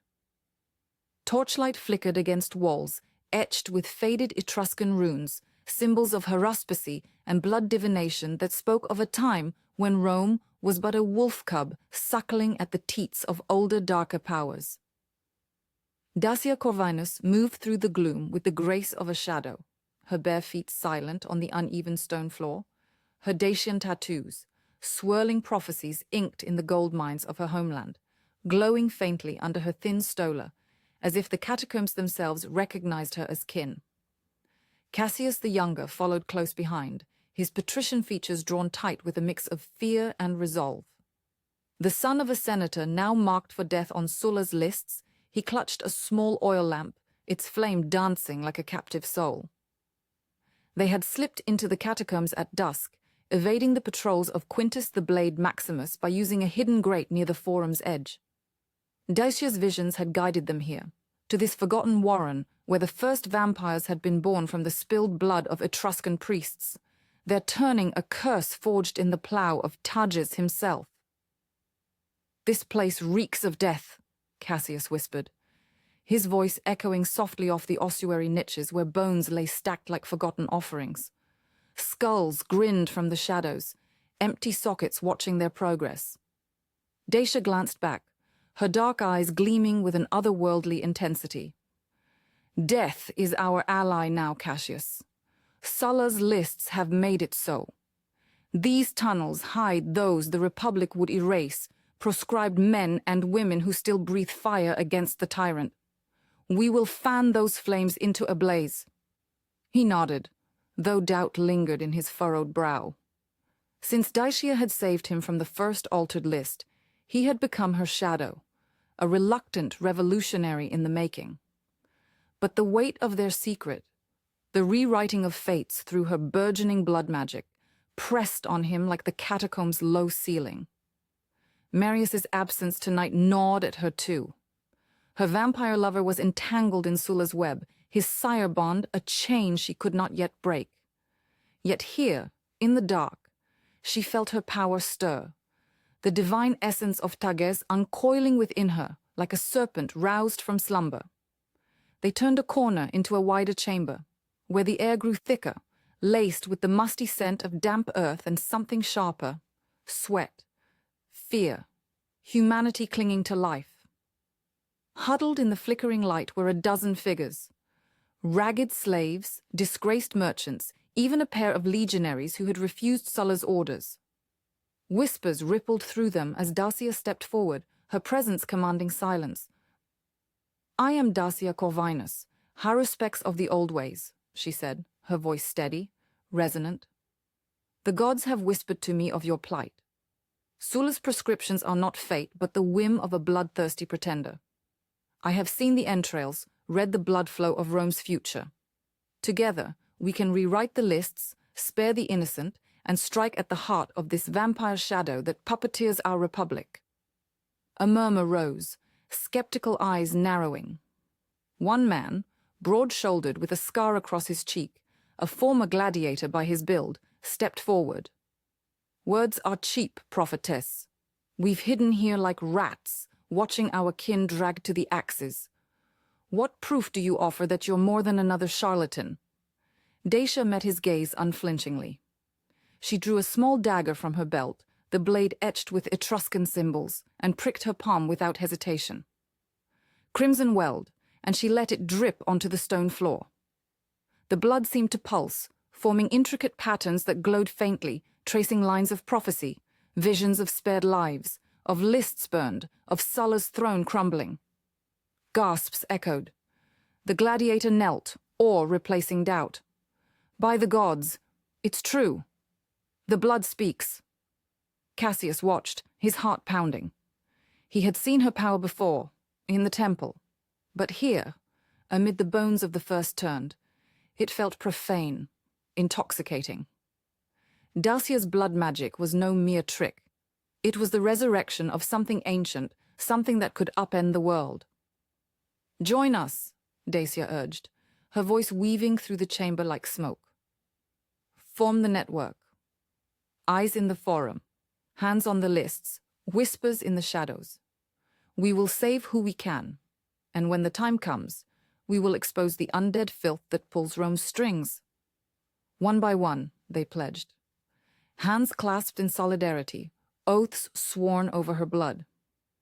A merchant's wife offered her knowledge of the aqueducts for smuggling. The legionaries promised swords from hidden caches. The network expanded, threads of resistance weaving through the catacombs maze.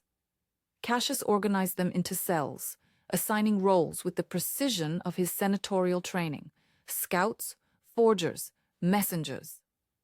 For the first time, hope flickered in their eyes, a dangerous light in the dark. As the meeting dispersed, Dacia lingered with Cassius in a side alcove, the group's footsteps fading into the tunnels. The air here was cooler, the walls closer, pressing in with an intimacy that made her skin prickle. "You've done well, Cassius," she said softly, turning to him. His face was illuminated by the lamp, shadows carving hollows under his cheekbones, highlighting the lean strength that had survived the purges. He set the lamp down on a ledge, stepping closer. "It's your vision that binds them, Dacia. Without you, we'd be scattered ghosts." His hand brushed her arm, a tentative touch that sent a spark through her. In the isolation of the catacombs, away from Marius's possessive gaze and Sulla's spies, something stirred between them. A camaraderie born of shared peril, laced with unspoken desire. She didn't pull away. The divine power within her hungered for connection, for the pulse of mortal life to temper its cold eternity.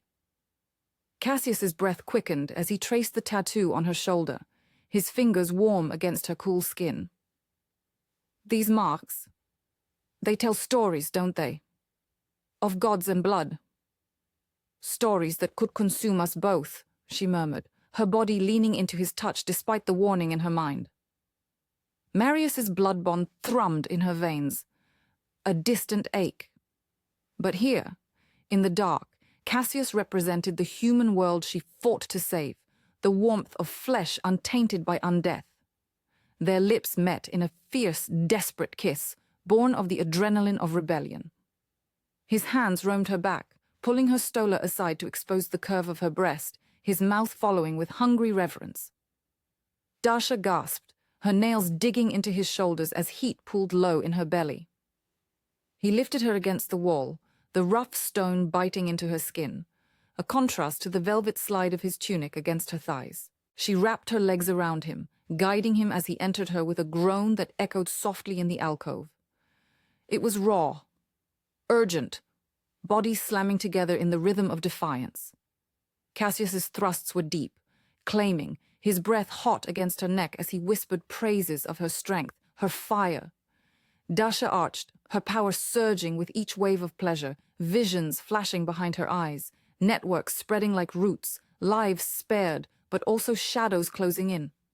She cried out as climax shattered her, her blood magic flaring, illuminating the alcove in crimson light that made Cassius's eyes widen in wonder and fear. They collapsed together, panting, the afterglow tainted by the catacombs' chill. "This changes nothing," Dacia said finally, though her voice wavered. "Marius." Cassius nodded, tracing her lip with his thumb. "I know. But in this darkness we need all the light we can steal." Far above, in the opulent halls of Villa Sanguinaria, Fausta Cornelia paced like a caged panther, her silk gown whispering against the marble floors. The vampire princess's beauty was a weapon. Porcelain skin, raven hair coiled like serpents, eyes the color of polished obsidian.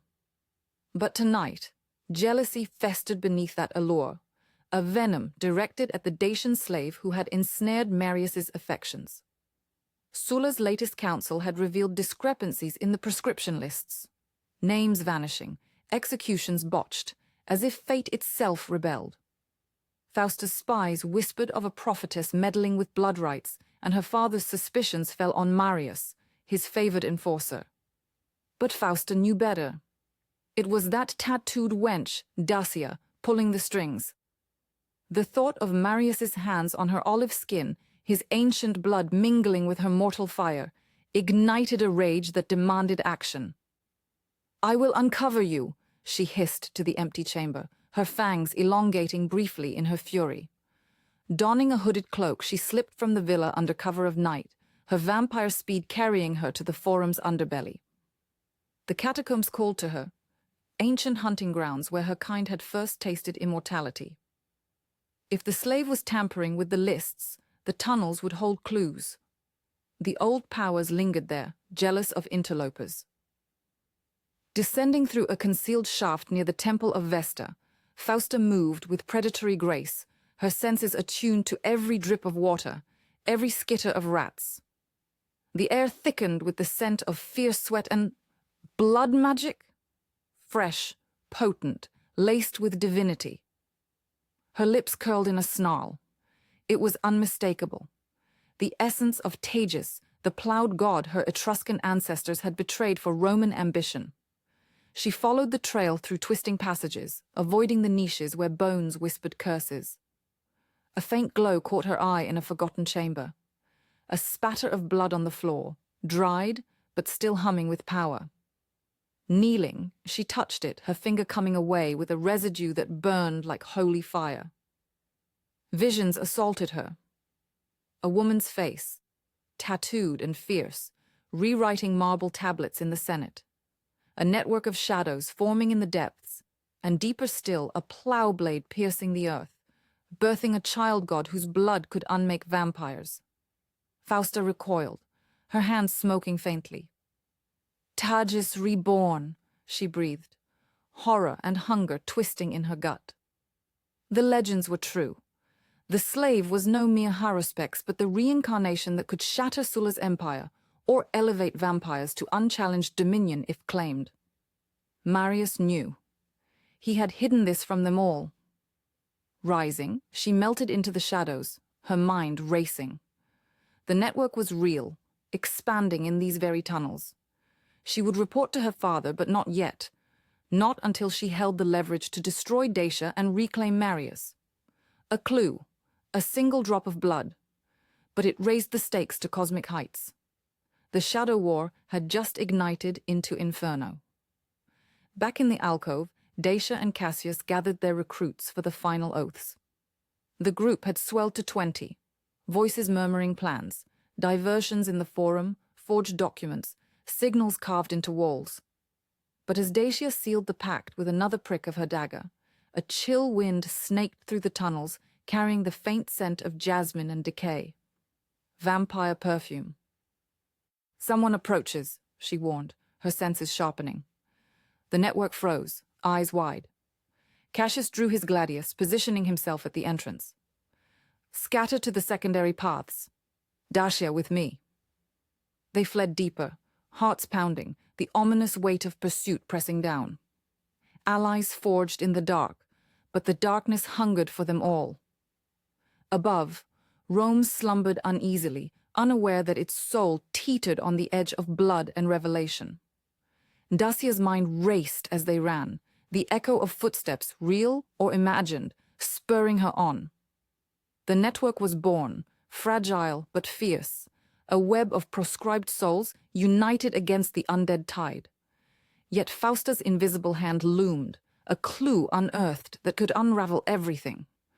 The stakes rose, like the Tiber in flood, threatening to drown their rebellion before it could rise. In the deepest chamber, where the plough of Tagus lay shrouded in legend, they paused to catch their breath.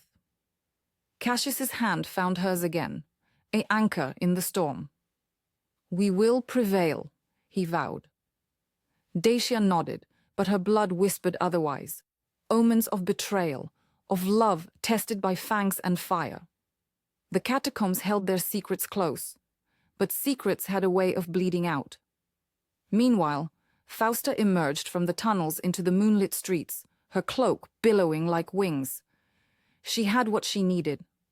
Proof of the god reborn, a weapon to wield against her rivals. Sulla would listen. Marius would fall. And Dacia, she would be claimed, her blood the key to supremacy, or her ashes the price of failure. The night deepened, conspiracies thickening like congealing blood.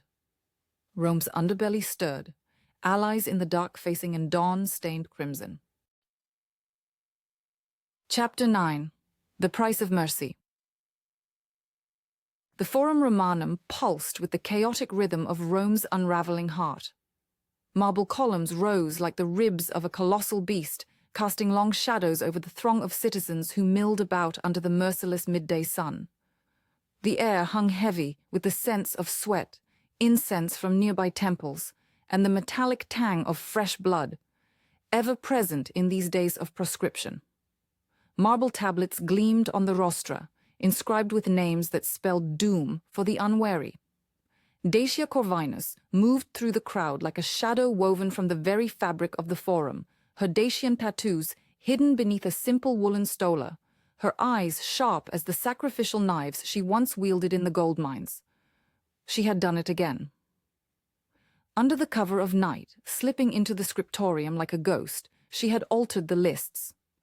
A few strokes of her quill, guided by visions that burned in her veins like liquid fire, had spared hundreds. Names crossed out, fates rewritten. Not by the whims of Sulla's vampire court, but by the ancient blood magic of Tages stirring within her. Cassius the Younger walked free because of her, and with him a web of allies who whispered of resistance in the catacombs. But mercy, Dacia knew, was a blade that cut both ways. Aradia had warned her. The ancient Etruscan vampire, with her eyes like polished obsidian and skin etched with runes older than Rome itself, had pressed a gnarled hand to Dacia's arm in the subterranean temple just hours before. Each life you save ripples, child of the furrow. The waves will crash back upon us. Aradia's voice had been a rasp, like wind through dry bones, but Dacia had only nodded, her resolve hardening. She was no longer just a slave. She was the plough that turned the earth of fate. Now, as Dacia wove toward the edge of the Forum, where the crowd thinned near the temple of Castor and Pollux, a shout pierced the din. Her heart seized. There, amid a knot of Sulla's enforcers, mortals clad in the red-trimmed tunics of the Optimates, stood Aradia. The vampire's wrists were bound in iron manacles etched with runes that glowed faintly, suppressing her immortal strength. Quintus the Blade. Maximus, Sulla's mortal hound, gripped her arm with a sneer, his scarred face twisted in triumph. "Traitor to the Republic!" Quintus bellowed, his voice carrying over the murmurs that swelled into a roar. "This witch has meddled with the proscriptions. Her blood will stain the lists next." Dacia froze, her breath catching in her throat. Aradia's gaze found hers across the Forum, a flicker of urgent warning in those ancient eyes. No fear, only sacrifice. The crowd surged, a mix of cheers from Sulla's loyalists and horrified gasps from the proscribed who owed their lives to the very meddling Quintus decried. Enforcers dragged Aradia toward the rostra, where the lists were posted, her feet scraping the bloodied stones. Dacia's mind raced. She could not intervene here, not in the open. To reveal herself would doom them all. The network, Marius, the fragile spark of rebellion. But Aradia, the mentor who had taught her to harness the blood divination, who had unveiled the truth of her rebirth as Tages. Leaving her to Sulla's tender mercies meant torture, perhaps the true death in the catacombs. Dacia's fingers twitched, craving the warmth of spilled blood to weave a spell of escape. She melted into the shadows of a portico, her heart pounding like war drums. The Forum blurred around her. Vendors hawking amulets against evil, senators in togas stained with wine and worse, slaves like her former self carrying amphorae of olive oil. But all she saw was Aradia's form, hauled up the steps, Quintus's blade at her throat. By dusk, the Forum had emptied, the sun bleeding into the horizon like a sacrificial offering. Dacia slipped through the back alleys to the Villa Sanguinaria, Marius's estate on the Esquiline Hill. The villa's walls loomed, ivy-cloaked and guarded by mortal sentries who nodded her through without question, per Marius's orders. Inside, the air was cooler, laced with the faint coppery scent of blood vaults below. Marius waited in the atrium, his immortal form a study in restrained fury. He was clad in a simple tunic that did little to hide the corded muscles honed over centuries of war. His eyes, dark as the Styx, fixed on her as she entered, reading the turmoil on her face before she spoke. "Aradia," Dacia whispered, collapsing onto a marble bench. "They have her. In the forum. Quintus caught her. Because of me." Marius's jaw tightened, a muscle ticking beneath the pale skin of his cheek. He crossed the space in 2 strides, kneeling before her, his hands that had ended empires, gentle as they cupped her face. "Tell me everything." She did, words tumbling out like entrails from a slit belly. The alterations, the saves, the ripple that had ensnared Aradia. As she spoke, Marius's expression darkened, the sire-bond to Sulla pulling at him like invisible chains. He was Sulla's enforcer, bound by blood oath to the dictator's will. To aid in this rescue would be treason, a fracture in the vampire hierarchy that could shatter everything. "We must get her out," Dacia said, her voice fierce despite the tears pricking her eyes. "She knows too much. About me, about Targus, about the old ways. Sulla will wring it from her." Marius rose, pacing the atrium's mosaic floor, where scenes of Etruscan blood rituals lay underfoot, forgotten by all but him. "The forum at night is a viper's nest. Sulla's guards patrol it, and Fausta's spies lurk in every shadow. Enemy territory, Dacia. To go there is to court the true death." "For her I would," Dacia replied, standing to meet his gaze. The air between them crackled, charged with the blood bond that linked their veins. It was more than magic. It was desire, a hunger that gnawed at them both. In the midst of crisis it flared, drawing them closer. He pulled her against him, his lips crashing onto hers in a kiss that tasted of desperation and eternity. Dacia's hands fisted in his tunic, pulling him nearer, her body arching into the hard planes of his. The world narrowed to the heat of his mouth, the scrape of his fangs against her lip, drawing a bead of blood that he lapped away with a growl. "Marius," she gasped, breaking away, though her body protested. "We can't. Not now." His eyes burned, pupils dilating with need. "Then when? Every moment we delay, Aradia suffers." But his hands lingered, tracing the curve of her waist, igniting sparks that promised oblivion. They tore apart, breathing ragged, and turned to planning. Maps unrolled on the table, rough sketches of the forum, the rostra, the hidden tunnels beneath. Marius pointed to a sewer grate near the Basilica Aemilia. "Entry point. But we'll need diversions. Cassius's resistance can stir chaos in the Subura, fires, riots, to draw the guards." Dacia nodded, her mind whirling with moral weights. Saving Aradia meant risking the network, exposing more lives to the proscriptions. Was one vampire worth hundreds of mortals? Aradia had taught her that the old gods demanded balance, sacrifice for sacrifice. But Dacia's heart rebelled. Mercy was not a ledger to balance, but a fire to tend. "And you?" she asked softly, knowing the dilemma that clawed at him. "Your bond to Sulla, if he senses your betrayal." Marius's face hardened, shadows playing across his features. "The bond is a chain, Dacia. I've worn it for centuries, enforcing his purges, bathing in the blood of the innocent. For you, for this chance at redemption, I will break it." His words hung heavy, a vow etched in blood. But doubt flickered in Dacia's chest. Could love sever what blood had forged? She pushed it down, focusing on the plan. They would move at midnight when the vampires held court in the open air, feeding on the night's offerings. As the hours ticked by, tension coiled tighter. Dacia prepared in the villa's hidden chamber, anointing her skin with oils scented of myrrh and iron-rich earth. She donned a cloak of dark wool, concealing daggers etched with runes that Aradia had gifted her. Visions assailed her. Flashes of Aradia bound in the curia, Sulla's fangs at her throat, secrets spilling like wine. Marius joined her, his armor a whisper of leather and steel, swords sheathed at his sides. He pressed a vial into her hand, his own blood distilled to enhance her powers. "Drink," he commanded, voice low and urgent. She did, the metallic warmth flooding her senses, amplifying the hum of tages within. Power surged, intoxicating, binding them closer. Their eyes locked, and in that moment, desire overrode caution. Marius backed her against the wall, his mouth claiming hers again, hungrier this time. His hands roamed, shoving aside fabric to expose skin flushed with need.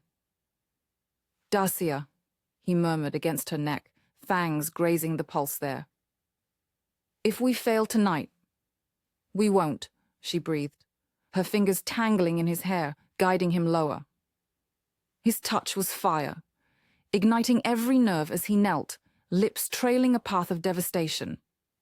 She cried out softly as he worshipped her, tongue delving where mercy and urgency blurred into ecstasy. The world dissolved, pleasure coiling tight until it shattered, leaving her trembling in his arms. He rose, pulling her close, their foreheads touching. For her. For us. Midnight cloaked the forum in velvet darkness, broken only by torchlight flickering on the rostra. The crowd had returned. Not citizens now, but the nocturnal predators of Rome's underbelly.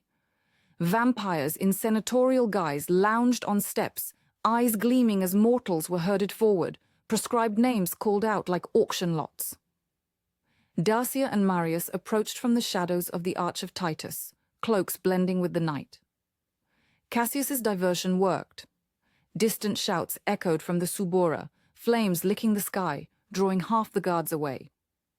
Still, sentries patrolled, their lanterns swinging like pendulums of doom.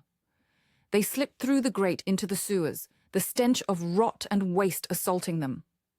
Water sloshed at their ankles, rats skittering in the gloom. Marius led, his vampire senses navigating the labyrinth. "The Curia Annex," he whispered. "That's where they'll hold her. For interrogation." Emerging into a subchamber beneath the forum, they found a grate overlooking a holding pen. There was Aradia, chained to a post, her form slumped but unbroken. Guards, 2 mortals and a lesser vampire, paced nearby. Dacia's blood sang, the bond with Marius amplifying her magic. She whispered an incantation, drawing on the vial's power, and shadows thickened, coiling like serpents to strangle the lights.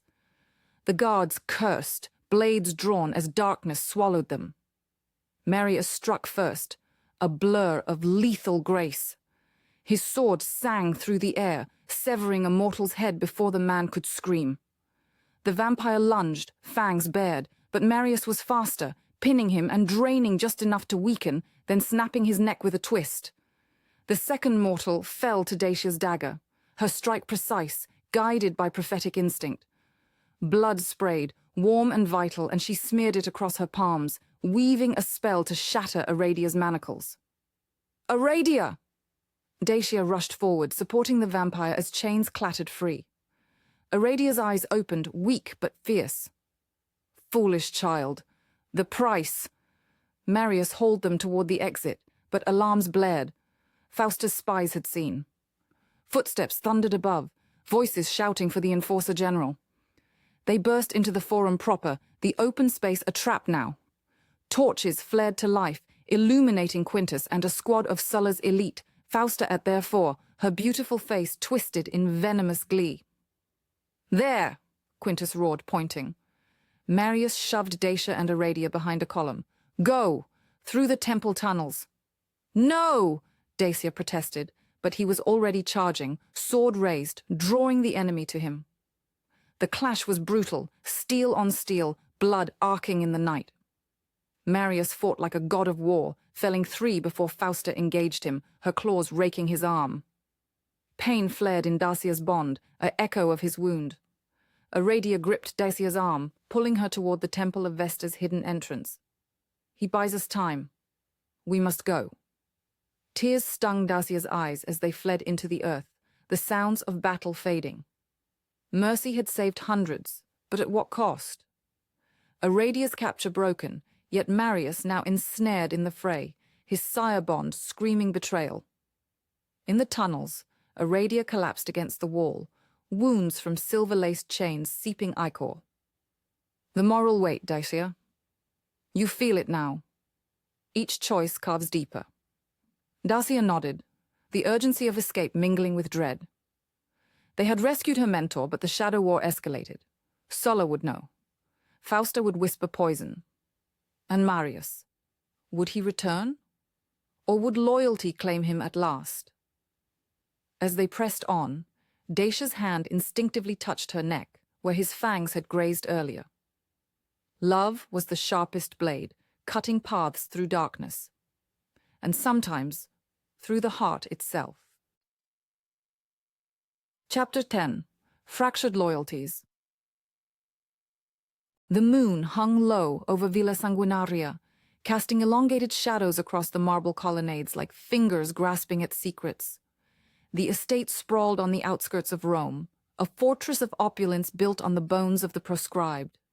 Its gardens, once lush with imported flora from conquered lands, now whispered of decay.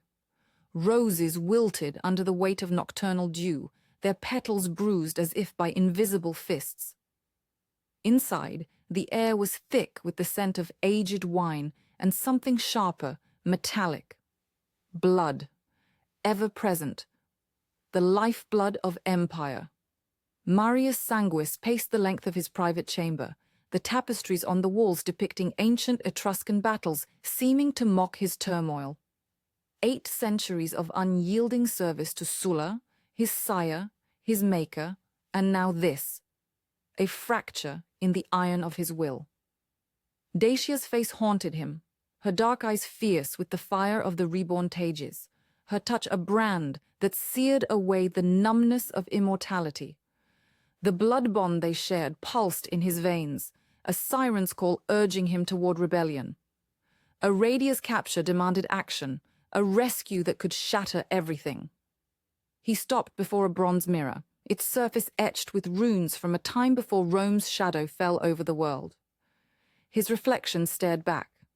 Sharp features honed by endless nights, eyes like polished obsidian, hair cropped short in the Roman fashion but threaded with the silver of ancient Etruscan lineage.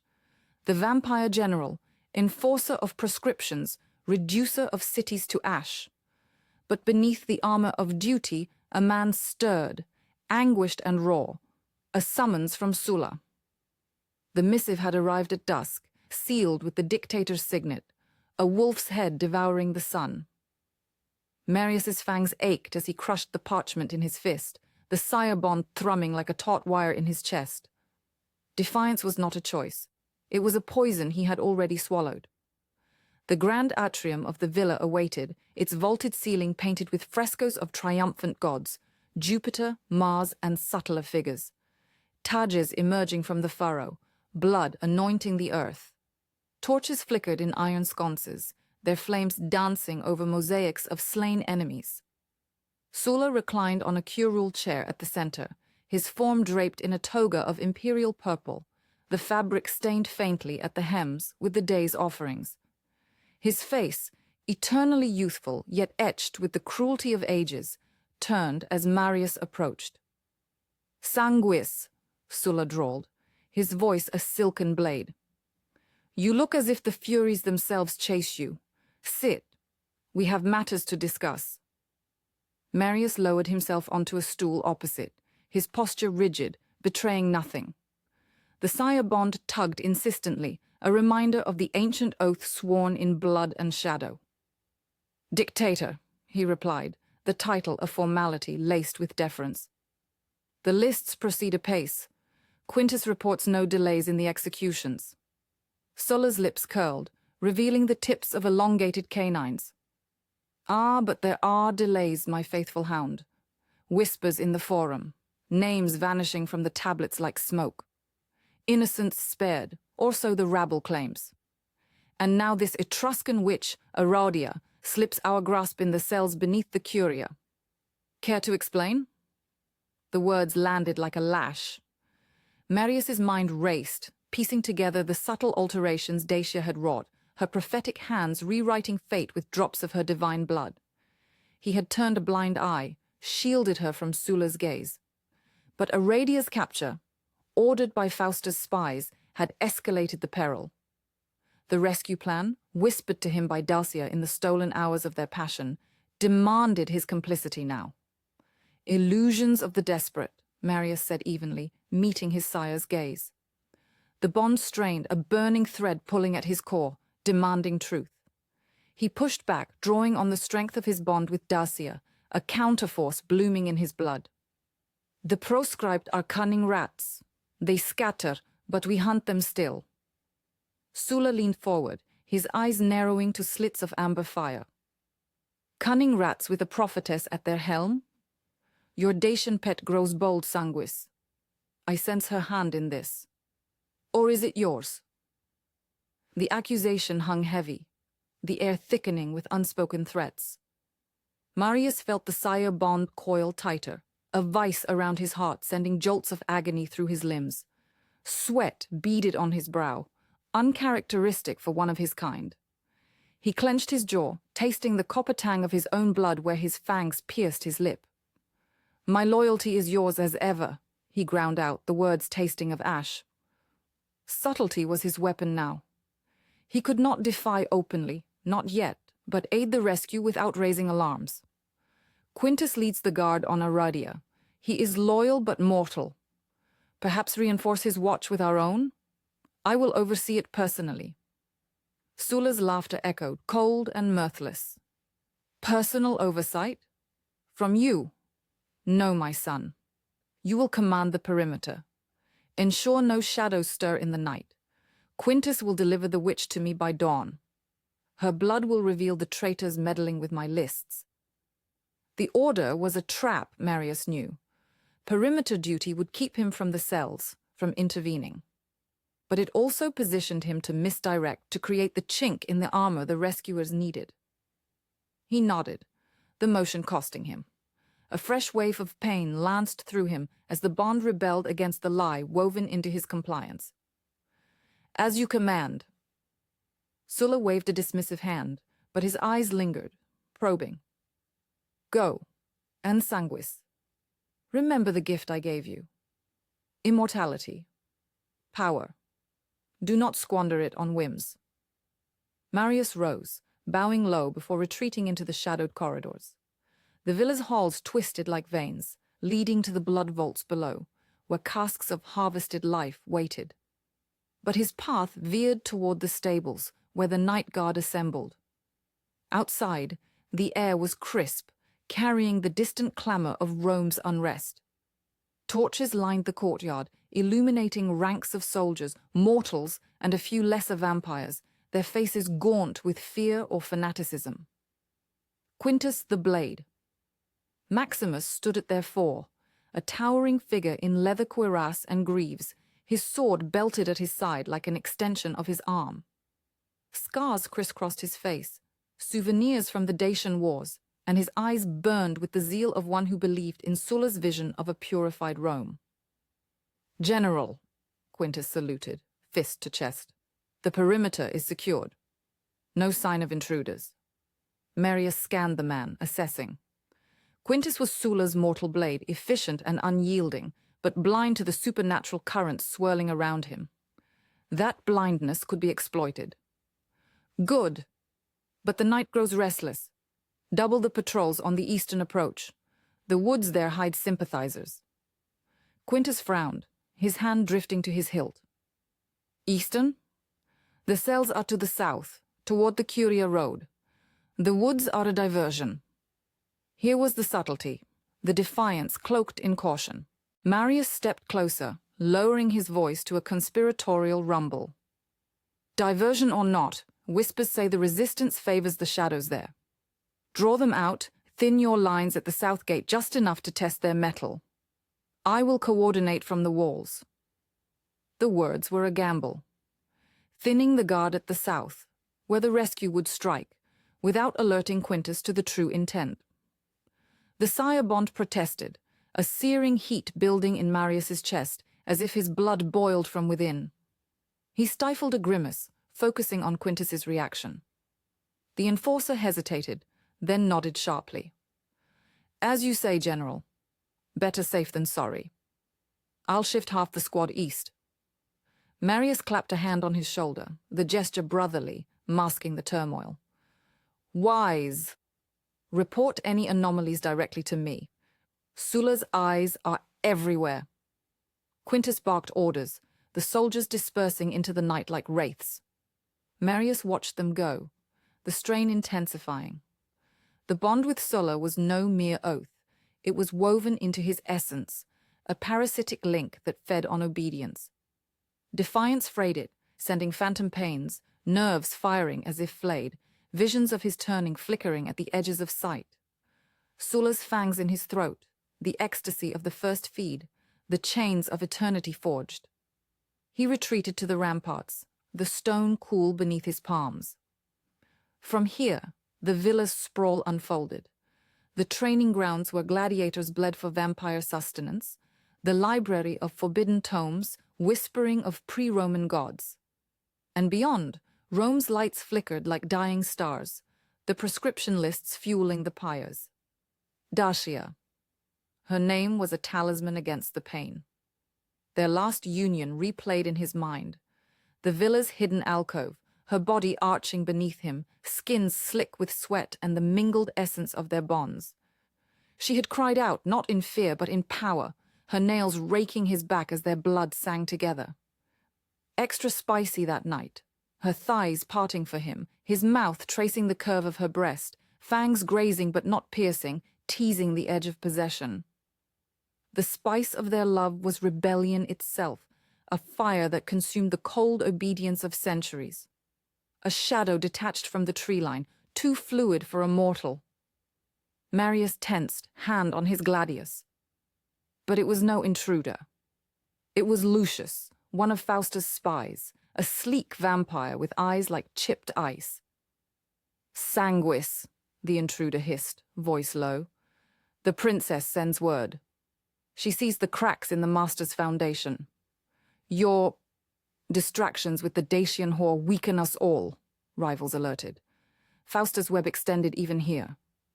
Marius's lip curled in a snarl, the sire-bond's agony sharpening his rage. "Tell your mistress to mind her own hunts. Sulla's will is iron." Lucius smirked, fangs glinting. "Iron rusts, General, and blood spills. She's watching."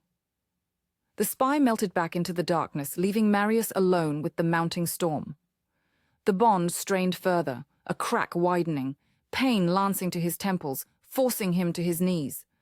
He gasped, clutching the parapet, the world blurring. Visions assaulted him, Sulla's fury, Dacia's peril, the plough blade of Tages waiting to unmake them all. But he rose, rebellious fire kindling in his veins. The south gate loomed below, guards thinned as ordered. The rescue could proceed, Dacia's allies slipping in under cover of his deflection. Anguish twisted his features, but resolve hardened them. Hours passed in vigilant torment. The moon climbed, bathing the villa in silver. Distant shouts echoed. Clash of steel, cries cut short. The rescue. Marius's heart, long thought stilled, pounded with anticipation and dread. Quintus burst onto the ramparts, bloodied but unbowed, his face a mask of confusion and fury. "General, breach at the south gate. The witch is gone, vanished like mist." Marius turned slowly, feigning shock. The bond screamed now, a cacophony of betrayal, but he silenced it with thoughts of Dacia's embrace, her whispered promises of a world remade. "Impossible," he murmured, stepping forward. "Show me." As they descended, the villa stirred. Sulla's roar echoing from the atrium, rivals' whispers spreading like venom. Loyalties fractured, the empire's blood empire teetered on the edge of war. In the aftermath, Marius stood amid the chaos of the breached gate. the air heavy with the scent of spilled mortal blood. Quintus paced, barking at his men, his suspicion a palpable force. This was no accident. Someone weakened the line. Marius met his gaze, unflinching despite the internal inferno. Then we root out the rot. Starting with the east, perhaps the diversion drew the real threat. Quintus's eyes narrowed, the blade at his side twitching. But doubt lingered. The mortal enforcer saw only human treachery, not the supernatural schism. Deeper in the villa, Sulla's chambers thrummed with rage. Marius entered unbidden, the bond a frayed rope now, each step a rebellion. His sire stood before a basin of dark liquid, scrying the night's events, his face contorted. "You," Sulla snarled, whirling. "This reeks of your hand, Sanguis. The bond weakens. I feel it." Marius stood tall, the anguish of forge tempering his will. "I serve Rome, dictator, as always." But the lie hung between them, a chasm widening. Rivals circled, alerted by the breach, Fausta's faction poised to exploit the discord. Marius's subtle defiance had bought time, strained the bond to breaking, but the cost was etched in his soul. As dawn crept, painting the villa in false gold, Marius slipped away to the shadows, where Dacia waited in his thoughts. Their love, extra spicy and forbidden, was the spark that could ignite the fall of empires. And he would burn for it. The rescue's success was a Pyrrhic victory, Aradia freed but the shadows closing in. Marius's fractured loyalties marked him as both savior and damned, a vampire general on the precipice of redemption or ruin. Chapter 11. Blood Oath Betrayed. The air in the catacombs reeked of damp stone and the metallic tang of spilled blood, a scent that clung to Dacia's skin like a second flesh. Her heart pounded in rhythm with the distant drip of water echoing through the labyrinthine tunnels. They had come this far, deeper than any sane soul would venture, driven by the desperate pull of Aradia's capture. Marius moved ahead, his vampire senses sharpened to a razor's edge, his broad shoulders cutting through the shadows like a blade through silk. Dacia gripped the hilt of the dagger at her belt, its pommel etched with Etruscan runes that pulsed faintly against her palm. The weapon was no ordinary steel. It was a fragment of the ancient plough that had unearthed Tages himself, forged into a tool of defiance. She could feel the divine blood in her veins, humming in response, urging her forward. Behind them, the faint clamor of pursuit grew. Sulla's enforcers, led by the relentless Quintus the Blade Maximus, closing in like wolves on a wounded stag. "Marius," she whispered, her voice a thread in the darkness. "How much farther?" He didn't turn, but his hand reached back, fingers brushing hers in a silent reassurance. "The chamber is just ahead. Aradia's scent is strong here, mingled with blood, but alive." His words were clipped, laced with the strain of his fractured sire-bond. Every step away from Sulla's command twisted something deep within him, a psychic tether fraying but not yet severed. They rounded a jagged corner, the tunnel widening into a cavernous antechamber lit by sputtering torches. There, chained to a rough-hewn altar of black basalt, was Aradia. The ancient vampire's form was a study in defiance even in captivity. Her silver hair matted with grime, her once pristine robes torn and stained, but her eyes burned with the unquenchable fire of the old gods. Guards flanked her, 2 burly mortals in Sulla's livery, their spears glinting, and a sleek vampire acolyte whose fangs gleamed in anticipation. "Aradia!" Dacia's cry shattered the tense silence, her feet already propelling her forward. The acolyte hissed, lunging with supernatural speed. Marius met him mid-air, their bodies colliding in a blur of fangs and fists. The vampire's claws raked across Marius's chest, tearing through leather and flesh, but Marius twisted, driving his elbow into the creature's throat with a sickening crunch. Blood sprayed, dark and viscous, as Marius pinned him down and sank his teeth into the acolyte's neck, draining him in a frenzy that spoke of centuries of controlled hunger unleashed. Dacia darted past the melee, her dagger flashing as she slashed at the first mortal guard. He swung his spear, the tip whistling past her ear, but she ducked low, driving the blade up into his gut. Hot blood soaked her hand, and she wrenched the weapon free, spinning to face the second. This one was larger, his face scarred from old battles, and he roared as he charged. She sidestepped, using his momentum to shove him toward the altar's edge. He stumbled, and Aradia, despite her chains, kicked out with chained feet, tripping him into the shadows where jagged rocks awaited. A bone-crunching thud, and he moved no more. Marius rose from the acolyte's corpse, his lips smeared crimson, eyes glowing with feral intensity. He snapped Aradia's chains with a single powerful yank, the iron links shattering like brittle bone. "We must go. Now." Aradia leaned on him heavily, her breath ragged. "The cost, it's already too high." But there was no time for words. As they turned to flee, the tunnel entrance erupted with shouts. Quintus burst through, his blade drawn, flanked by a half-dozen men. His eyes locked on Dacia, recognition and hatred twisting his features. "You witch! Sulla will have your head on a pike." Marius shoved Aradia toward Dacia. "Take her. I'll hold them." "No," Dacia protested, but Aradia's grip on her arm was iron.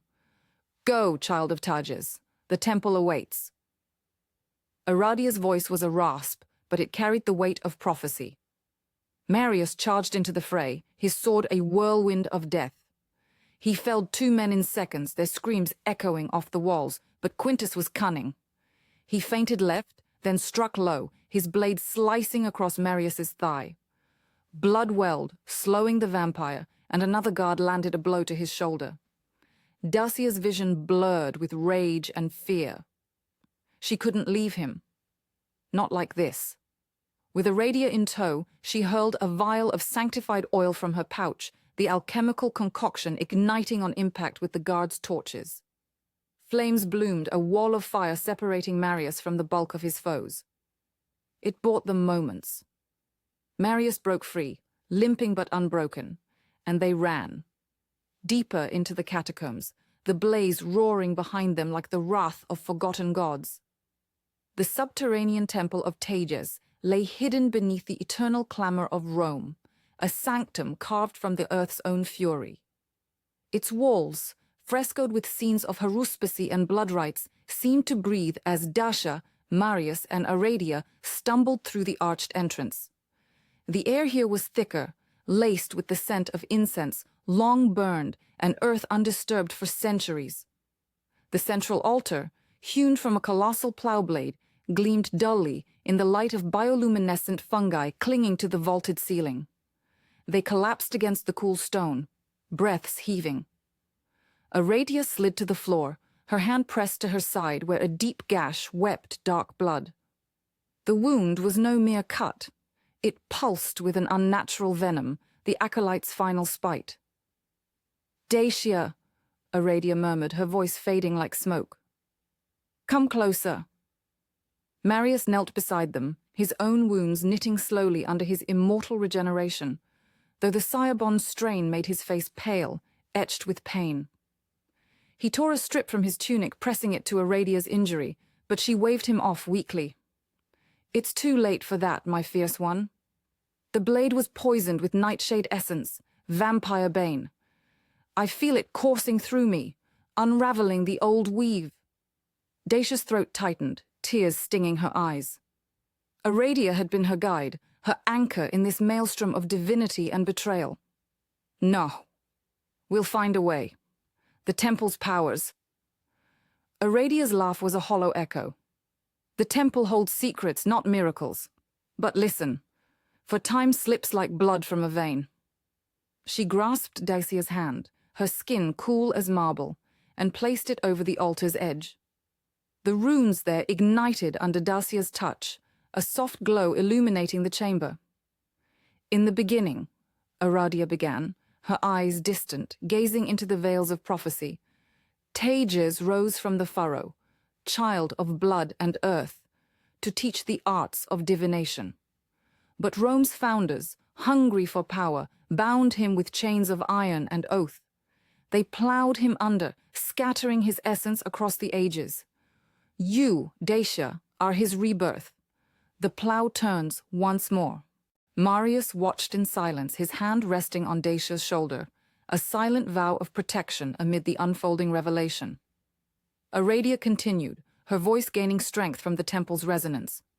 The proscriptions are no mere lists of death. They are Sulla's ritual, feeding the vampire covens with souls to fuel his eternal reign. But a prophecy lingers in the entrails of fate.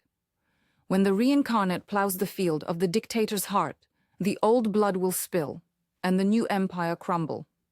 Sulla falls not by sword or stake, but by the hand of his most loyal shadow, betrayed by the oath that bound him. Dacia's breath caught. Marius's grip tightened, his eyes widening as the words sank in. Me, he whispered, the weight of it crashing over him like a tidal wave.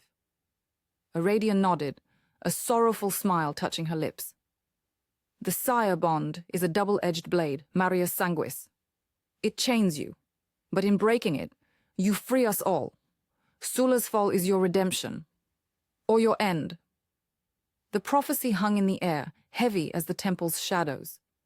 Triumphant in its promise of justice, yet sorrowful in the cost it demanded. Dacia looked at Marius, seeing the turmoil etched in his ancient features, the war between duty and desire, loyalty and love.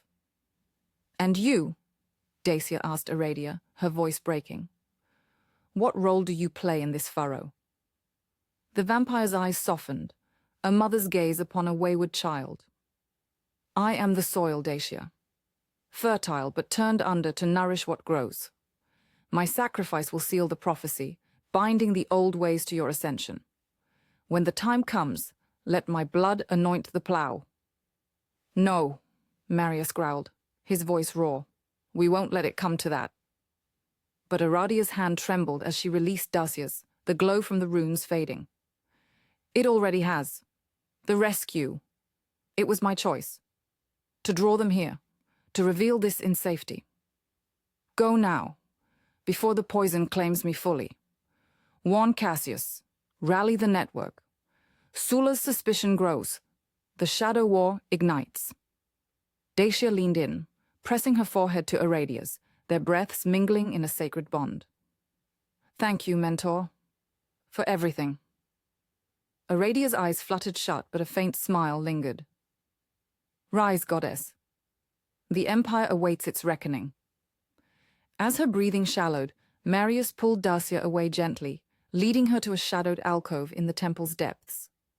The weight of the moment pressed on them, a crucible forging their resolve. He cupped her face, thumbs brushing away her tears, his touch both tender and urgent. We'll honor her, he vowed, his voice a low rumble. But not by mourning yet. By fighting. Dacia nodded, her hands fisting in his tunic, pulling him closer. In the temple's hush, with Aradia's form still in the main chamber, their lips met. A kiss born of desperation and defiance. It deepened quickly, hunger overtaking grief, their bodies pressing together as if to affirm life amid death's shadow. Marius's hands roamed her back, fingers tracing the prophetic tattoos that marked her skin, igniting sparks of power between them. She gasped against his mouth, arching into him, the divine blood in her veins singing in harmony with his immortal pulse. He lifted her effortlessly, her legs wrapping around his waist, and they sank to the alcove's fur-strewn floor, a remnant of ancient rites. Their coupling was fierce, a ritual of their own making. Dacia's nails raked down his chest, reopening the wounds from the fight, and he groaned, the pain mingling with pleasure as her blood magic healed and heightened his senses.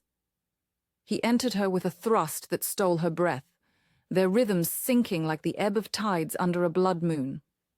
Whispers of love and loyalty escaped between gasps. I choose you, he murmured, over all oaths. And she clung to him, her climax crashing like a prophecy fulfilled, waves of ecstasy binding them tighter than any sire's command. In the afterglow, as they lay entwined, the temple seemed to hold its breath. Aradia's presence lingered, a sorrowful guardian, her sacrifice hinted but not yet complete. Outside, the catacombs stirred with the approach of enemies, but here, in this stolen moment, triumph flickered amid the sorrow. Dacia rose first, straightening her robes, her eyes hardened with purpose. "We leave at dusk. Cassius must know. The prophecy changes everything." Marius nodded, pulling on his bloodied armor. "And Sulla. He'll feel the fracture soon. The oath betrays him already." They returned to Aradia, who stirred weakly, her wound staunched but the poison's grip unyielding. "Go," she whispered again. "My blood will guard the temple's secrets." With heavy hearts, they slipped into the tunnels, the rescue's victory, a Pyrrhic flame lighting their path to war. The proscription lists would burn, and with them the old order. But as they emerged into the fading light, Dacia felt the earth's whisper, a furrow turning, destiny plowing forward. Sulla's fall was written in blood, and they would wield the blade. The temple's echoes followed them, a triumphant dirge for the Empire's dying soul. Chapter 12. War on the Horizon. The Forum Romanum pulsed with the raw heartbeat of Rome's crumbling soul. Marble columns etched with the boasts of long-dead consuls loomed like silent judges over the chaos unfolding below. Torches sputtered in iron brackets, casting jagged shadows that danced across blood-slicked flagstones. The air reeked of iron and fear, mingled with the acrid smoke of burning scrolls, proscription lists set ablaze by desperate hands. It was the dead of night, but the Forum teemed with life and death, a cauldron where mortal ambitions and immortal hungers collided. Dacia Corvinus stood at the heart of it all, her bare feet planted on the cool stone of the rostra, the elevated platform from which orators once swayed the Republic. Now it served as her altar. Her dark hair, wild and unbound, whipped in the wind that carried screams from the streets beyond. The tattoos on her arms, prophetic symbols inked in Dacian gold, glowed faintly, as if the earth itself recognized her as Tages reborn. In her hands, she clutched a steaming bundle of entrails, harvested from a sacrificial bull slain moments ago by Cassius and his ragged band of proscribed men.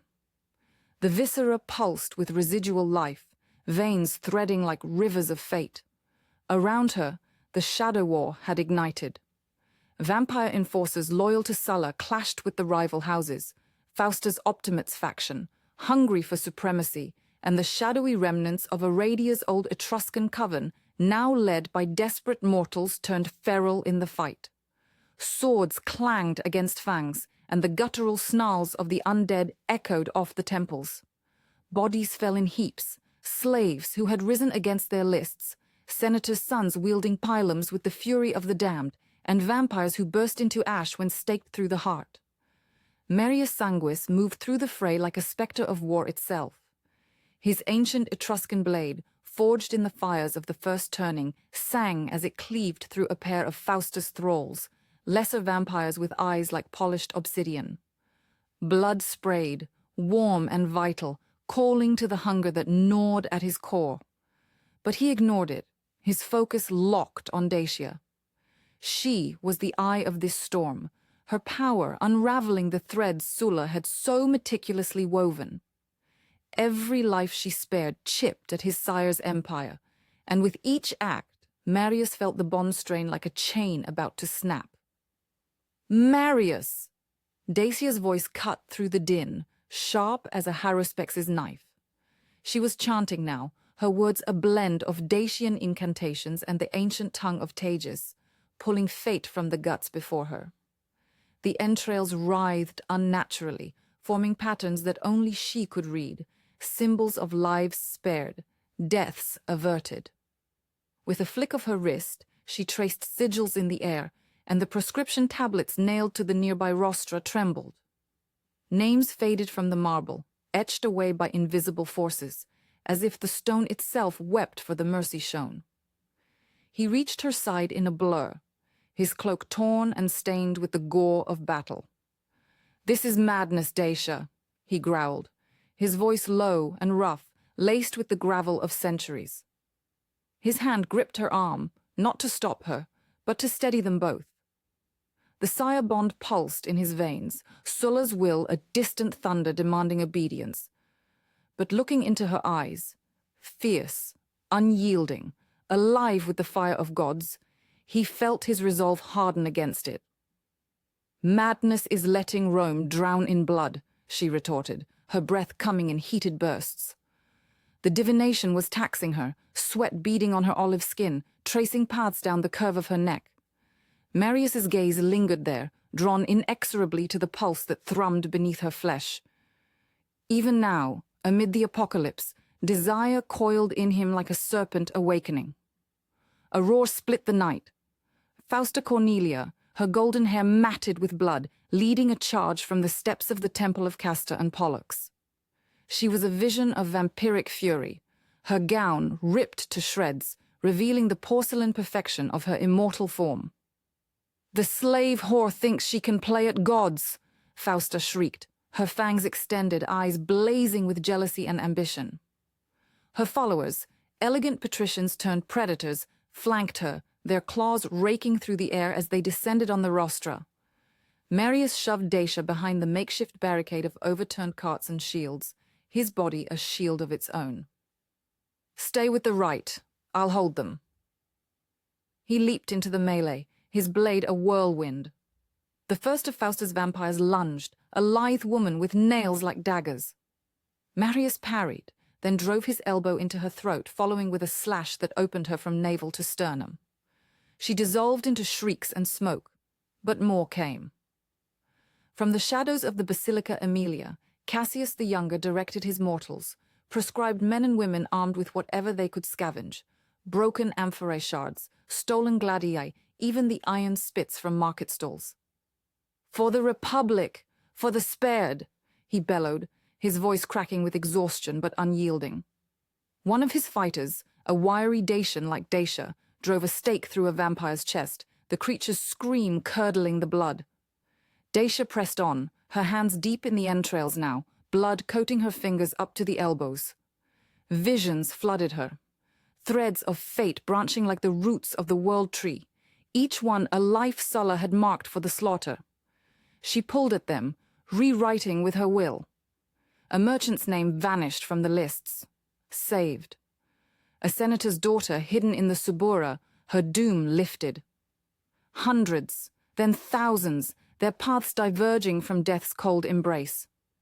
The effort burned through her, her body trembling, but the power of Dacia surged within, ancient and insatiable. Marius fought like a demon unchained. Fausta reached him, her speed a blur, her hand clawing for his throat. "You betray your own blood for her," she hissed, her lips curling in disgust. Nails raked his cheek, drawing lines of fire that healed almost instantly. "My blood is my own," he snarled, grabbing her wrist and twisting. She was strong, Sulla's get after all, but Marius was older, forged in the wars before Rome's walls rose. He headbutted her, the crack of bone echoing, then kicked her back into her thralls. But the effort cost him. A blade from behind sliced his side, mortal steel biting deep. Pain flared, but it was drowned by the bond's agony. Sulla's rage echoed in his mind. Traitor. Enforcer no more. The sire's will clawed at him, demanding he turn on Dacia, end her heresy. Marius staggered, vision blurring, but he forced it down, drawing on the blood bond he shared with Dacia, the one that had awakened her godhood and cracked his loyalties. Dacia felt it too, the pull between them. Even as she wove fates, her senses attuned to him. "Marius!" She broke from the right for a heartbeat, lunging to his side as he slumped against a column. Her hands pressed to his wound, blood, his and hers, mingling. The touch ignited them, a spark in the powder keg of war. He pulled her close, rough and desperate, his mouth crashing against hers. The kiss was feral, tasting of copper and salt, their bodies pressing together amid the screams. her curves molded to his armored form, heat building despite the chill of night. His hands roamed, gripping her hips, sliding up to cup her breast through the thin fabric of her stola, torn from the fray. She gasped into his mouth, nails digging into his shoulders, the pain a sweet anchor. "Not now," she whispered, even as her body arched toward him, traitorous desire flaring.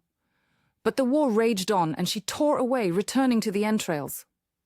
Yet the connection lingered, their blood bond thrumming, fueling her magic. She channeled it, rewriting Fausta, the air shimmering with ethereal light. Fausta recovered, her face a mask of hatred. "You'll die for this, Marius. And she'll be mine. Her blood, her power, for the true supremacy." She summoned her elite, a cadre of vampires who had feasted on the proscribed, their eyes wild with stolen vitality. The battle swelled. Cassius's line buckled under the assault, mortals falling to fangs and claws. One fighter, a young woman with defiant eyes, staked a vampire before being torn apart. Blood pooled in the gutters, running toward the Cloaca Maxima like offerings to forgotten gods. Dacia's grand divination reached its peak. She raised her arms, the entrails levitating, forming a vast mandala of gore and prophecy. "Tages awakens," she cried, her voice booming across the forum, amplified by divine winds. The proscription tablets shattered, names evaporating like mist, fates rewoven, enemies turned allies, deaths to births, the tide of Sulla's purge reversed. The effort dropped her to her knees, vision spotting black. But the war shifted. Vampires from rival houses hesitated, sensing the shift in power. Mortals rallied with renewed hope. Marius, wounds knitting from their shared blood, rose to drag her behind cover. "It's done? For now," she panted, leaning into him. Their eyes met, a promise unspoken amid the carnage. Then, the forum's heart stilled. From the steps of the Senate House emerged Lucius Cornelius Sulla Felix, his presence a pall over the chaos. Flanked by Quintus the Blade and a phalanx of his innermost guard. Vampires ancient as the hills. Sulla's face was a thunderhead. Eyes burning with Felix irony turned to wrath. The fighting paused, all eyes on the dictator. His toga, pristine amid the bloodbath, billowed like a shroud. "What heresy is this?" His voice rolled like an edict from the gods, commanding silence. He fixed on Dacia, recognition dawning. The slave, the prophetess, now something more.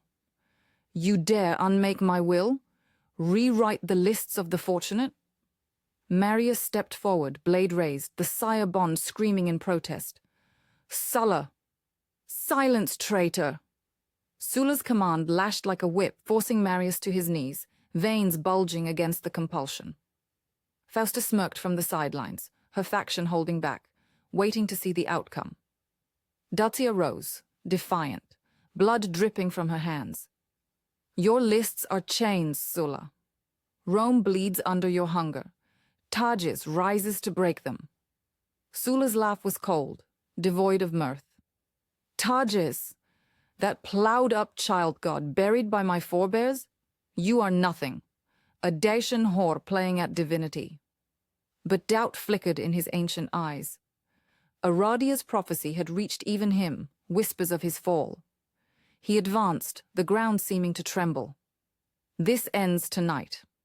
I vow by the blood of empire. I will eradicate this threat. You, your lover, your rabble, every name you spared will be etched anew in your own entrails. Rome will be purified. Its shadows, mine alone." The vow hung heavy, a curse woven into the night.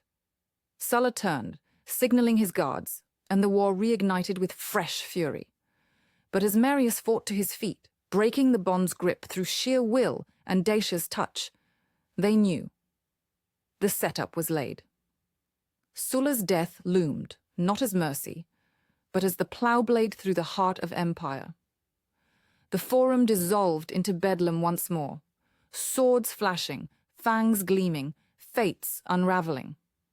Dacia and Marius stood back to back, their bond a weapon sharper than any steel. The horizon burned with war, but in their shared gaze, a spark of hope. The old gods stirred, and Rome's soul hung in the balance.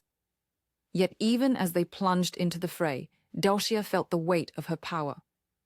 Rewriting fates on such a scale had marked her, drawn eyes from beyond the veil. And Sulla's vow? It was no idle threat. The dictator's end would come, but not without dragging them all into the abyss. In the shadows of the Arch of Titus, Fausta watched, plotting her next move. The princess of vampires licked her lips, tasting the chaos. "Soon," she murmured, "all this power will be mine." The night wore on, blood flowing like the Tiber in flood. Cassius rallied his survivors, directing them toward the catacombs for retreat. "We've bought time. Fall back." Marius slew another of Sulla's guards, his blade thirsty. But each kill deepened the rift in his soul, the enforcer fading, the lover emerging. Dacia's hand found his amid the press, squeezing. Their blood sang together, a symphony of defiance. As dawn's first light crept over the Capitoline hill, the battle ebbed. Bodies littered the forum, a tapestry of the Republic's death throes. Sulla had withdrawn to the Curia, his vow echoing like a death knell. But Dacia's divination had sown seeds of rebellion, fates rewoven into a tapestry of resistance. They slipped away, Marius carrying her when her strength failed, toward the subterranean temple. The war was on the horizon, vast and inevitable. But in that moment, pressed against his chest, Dacia whispered, "We will end him. Together." He kissed her forehead, tasting salt and power. "Together," he echoed, the word a blood oath of their own. The forum lay scarred, a prelude to the empire of ash and blood to come.